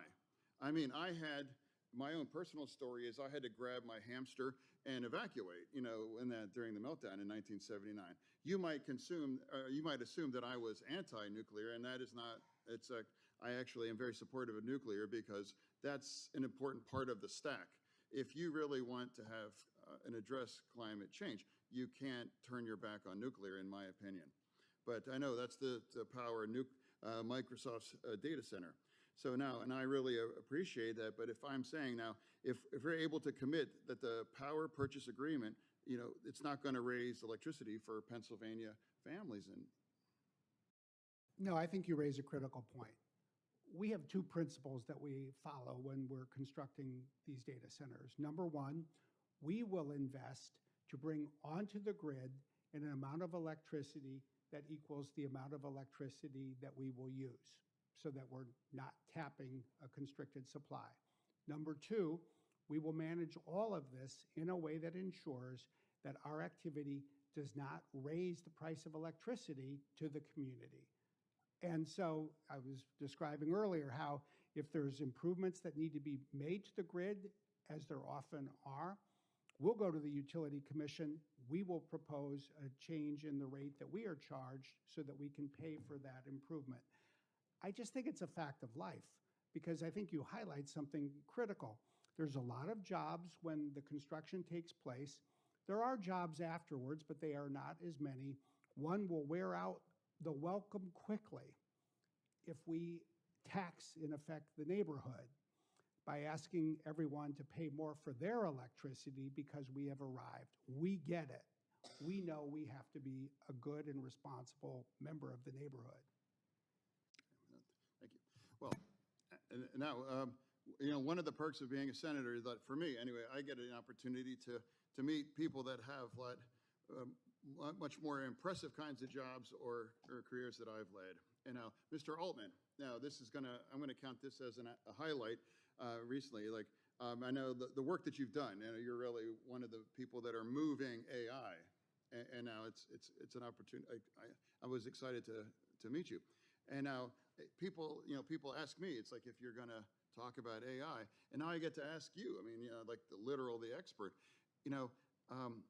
Some people are worried about AI or whatever, and I'm like, what about the singularity? So, the people like that, if you would address that, please. Thank you, Senator, for the kind words and for normalizing hoodies in more spaces. I love to see that. I am incredibly excited about the rate of progress, but I also am cautious and I would say, like, I don't know, I feel small next to it or something. I think this is beyond something that we all fully yet understand where it's going to go. This is, I believe, among the biggest, maybe it'll turn out to be the biggest technological revolutions humanity will have ever produced. And I feel privileged to be here. I feel curious and interested in what's going to happen. But I do think things are going to change quite substantially. I think humans have a wonderful ability to adapt, and things that seem amazing will become the new normal very quickly. We will figure out how to use these tools to just do things we could never do before. And I think it will be quite extraordinary. But these are going to be tools that are capable of things that we can't quite wrap our heads around. And some people call that, as these tools start helping us to create future iterations, some people call that singularity, some people call that the takeoff, whatever it is, it feels like a sort of new era of human history. And I think it's tremendously exciting that we get to live through that and we can make it a wonderful thing. But we've got to approach it with humility and some caution. No, I mean, I just, for me, it's been, I get a chance to ask questions to a lot of Edisons, as well, too. Like the kinds of things that you're all collectively involved are going to transform our society, and people will look back 50, 60 years ago and see what's happened. So for me, over to the chairman. Thank you. Thank you, Senator Fetterman. Senator Klobuchar. Thank you. Good thought, Senator Fetterman. Thank you. So you guys have been sitting here so long that the Pope has been chosen. Wow. But we don't know who. Congratulations, The Amy. white smoke has come up. Congratulations. What? Oh, stop. You're welcome. Probably wouldn't work. But in any case, it was, I left for some other things, came back because I had one more question that I wanted to ask, and it's related to just the whole deepfake issue, just because Senator Blackburn and Senator Coons and Senator Tillis and I worked on this really hard, and Blackburn and Coons are in the lead of the bill. But we have recently seen deepfake videos of Al Roker promoting a cure for high blood pressure, a deepfake of Brad Pitt asking for money from a hospital bed.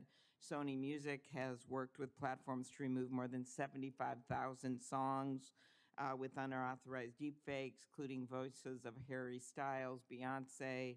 I recently met, it's not just famous people, there is a Grammy-nominated artist from Minnesota.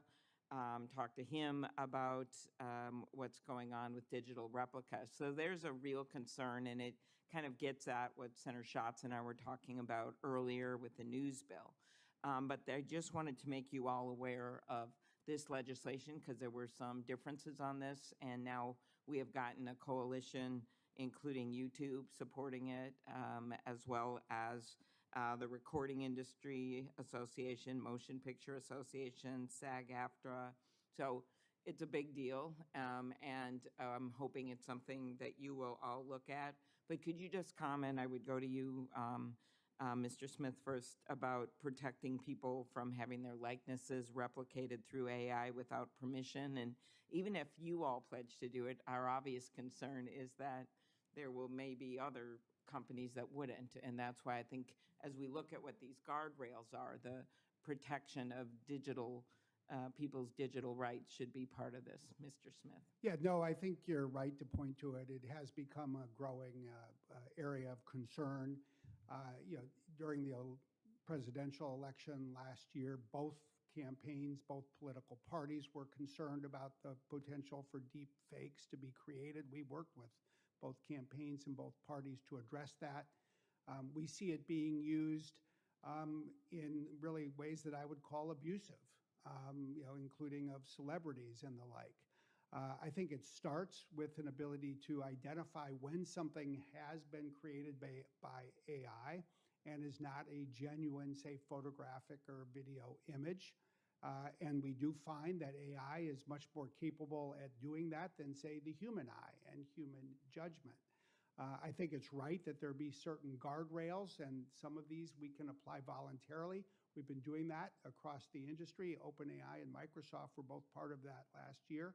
And there are certain uses that probably should be considered across the line and therefore should be unlawful. And I think that's where the kinds of initiatives that you're describing have a particularly important role to play. And could you look at that legislation? Absolutely. Appreciate it. Mr. Altman, just same question, same thing.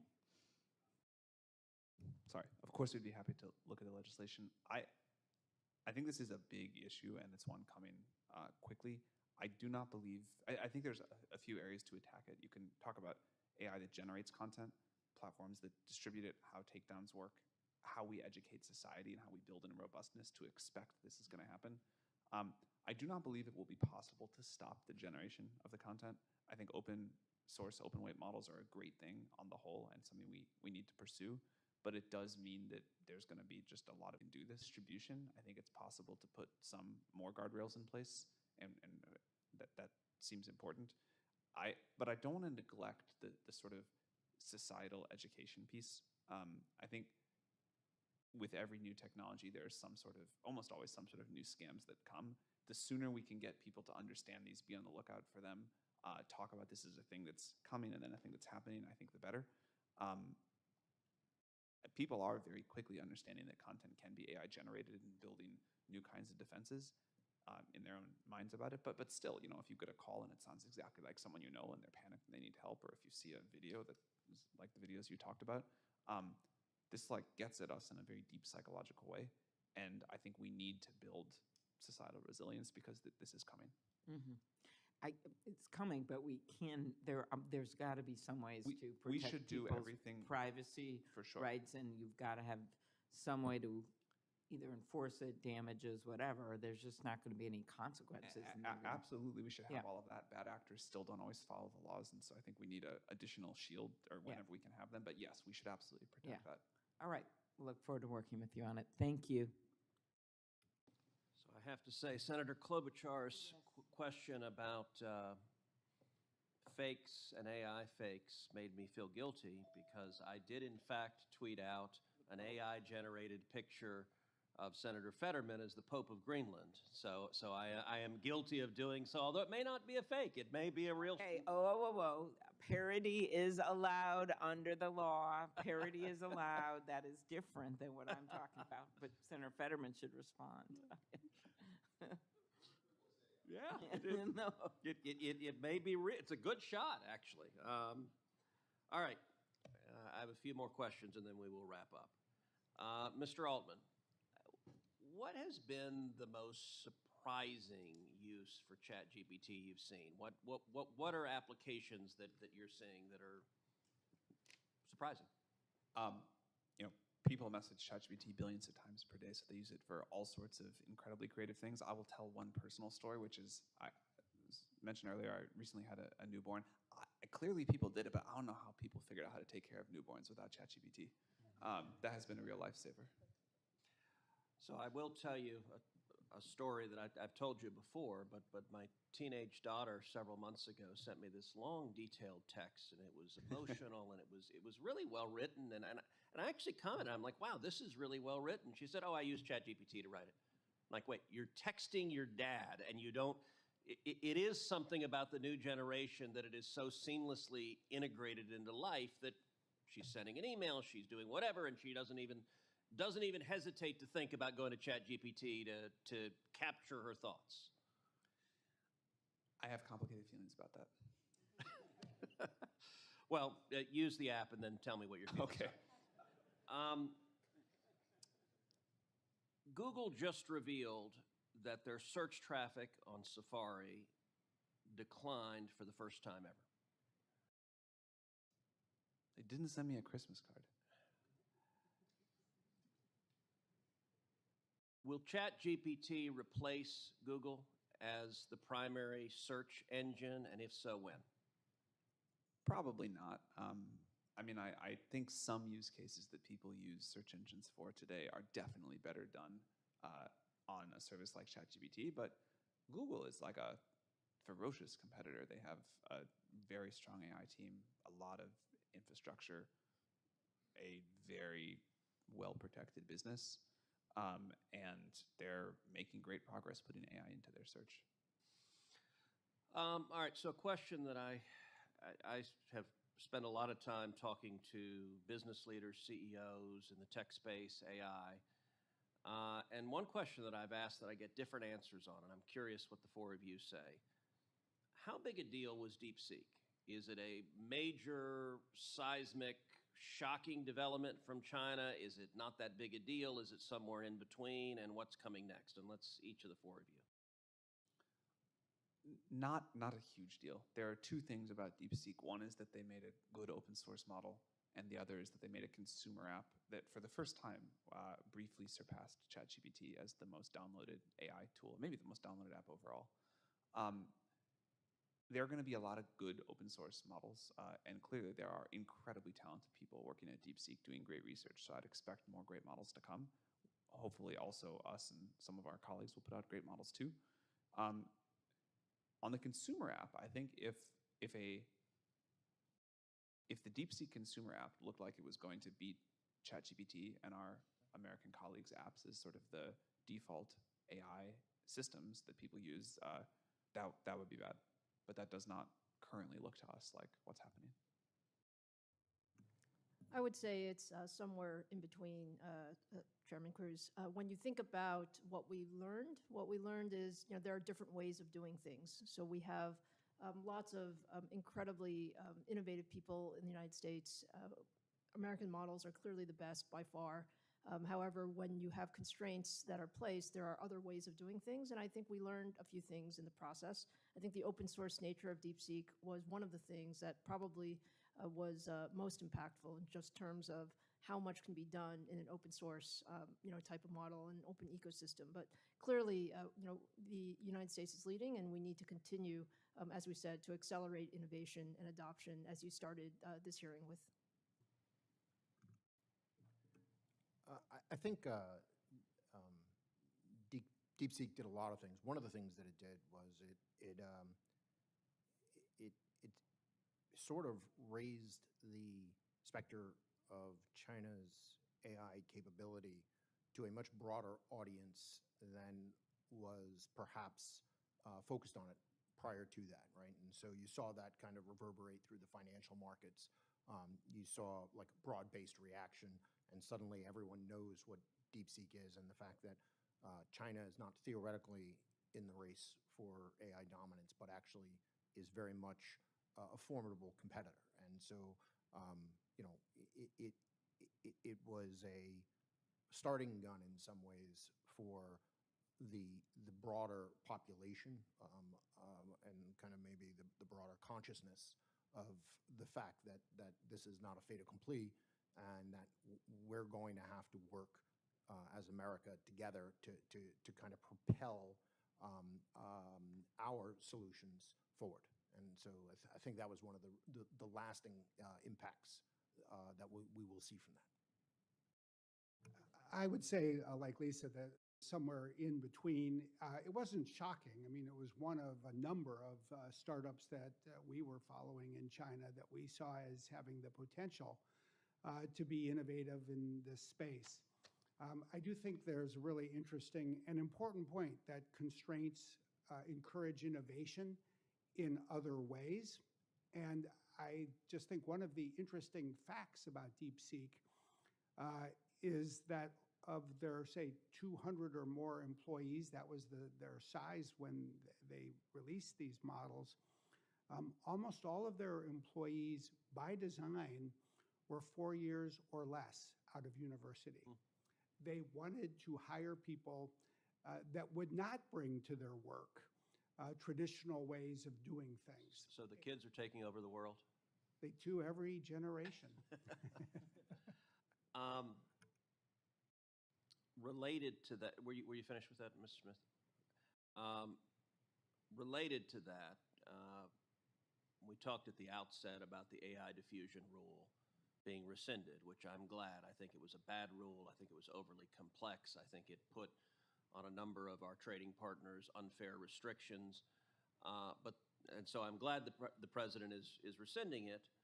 That doesn't necessarily mean that there should be no restrictions, and there are a variety of views on what the rules should be concerning AI diffusion. NVIDIA has argued that we want American chips everywhere, even in China. Others have argued that we want to restrict at least the most advanced processors. I'm curious, each of the four of you, what do you think the rules should be, if anything, is to replace the AI diffusion rule? And Mr. Altman, we'll start with you.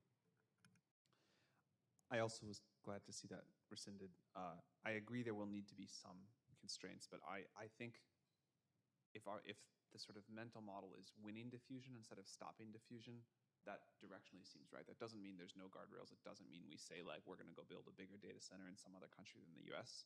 Our intention is to build our biggest and best data centers in the US, do training in the US, build the models here, have our core research here. But then we do want to build inference centers with our partners around the world, and we've been working with the US government on that. I think that'll be good. To this point, that influence comes from people adopting US products and services up and down the stack, maybe most obviously if they're using ChatGPT versus DeepSeek, but also if they're using US chips and US data center technology and all of the amazing stuff Microsoft does. That's a win for us, and I think we should embrace that, but make sure that, you know, the most critical stuff, the creation of these models that will be so impactful, that should still happen here. Dr. Su? I think we would totally agree with the concept that some restrictions are necessary. This is a matter of national security as much as it is about AI diffusion. That being the case, we were happy to see the rescinding as well. And we view this as an opportunity to really simplify. Right? At the end of the day, we've talked about the need to drive widespread adoption of our technology and our ecosystem. Simple rules that can be easily applied. That really allow our allies to protect our technology while still utilizing the best that the United States has to offer, I think is a good start in terms of where we're going. And again, this is an area where I think the devil's in the details, and it requires a lot of balance. And so from an industry standpoint, it's our job to put on the broader hat and work hand in hand with the administration and Congress to make our best recommendations so that it is a policy that has some stability as we go forward as well. Mr. Trader. So I'll echo what Sam and Lisa said, but national security is paramount, and then once you've addressed the limitations around national security, the opportunity to work with regulators to put together a regulatory framework beyond that makes a lot of sense. And the diffusion rule didn't allow us that opportunity to participate fully enough to feel like we're going to come away with what would be an optimal outcome at this point. Mr. Smith?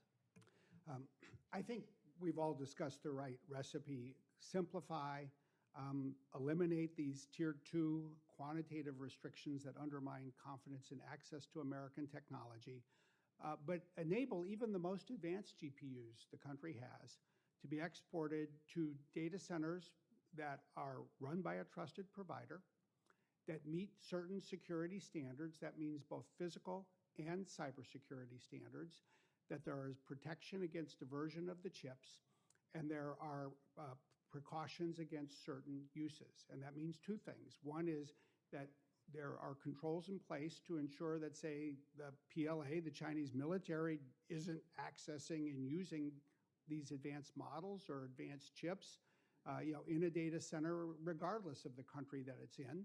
And there are certain harmful uses that one should want to prohibit and preclude, like using a model to create the next pandemic, a biological weapon, a nuclear weapon. And I think that there is an approach that is coming together that can be retained and can move forward, and that strikes the right balance. Okay, final question for each of you. Would you support a 10-year learning period on states issuing comprehensive AI regulation or some form of federal preemption to create an even playing field for AI developers and deployers? I'm not sure what a 10-year learning period means, but I think having one federal approach focused on light touch and an even playing field sounds great to me.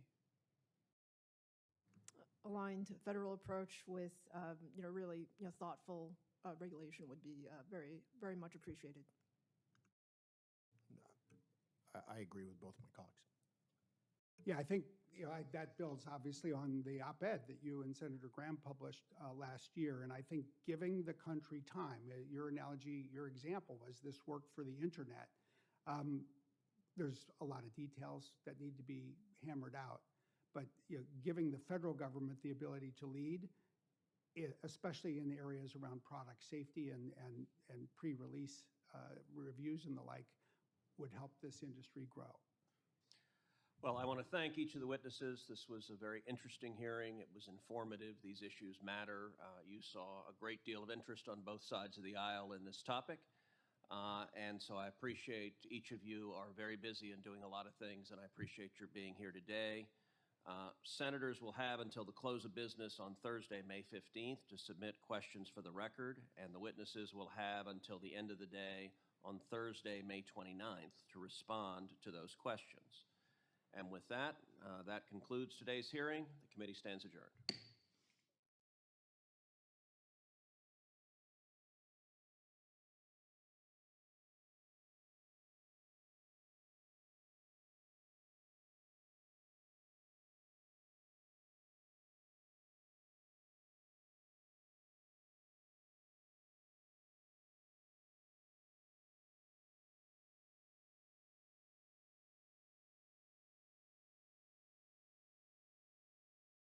Thanks for hanging with Nikki B. Take care. Have a great day. Be kind to one another. Always help out someone in need. Be the reason someone smiles today. Bye-bye.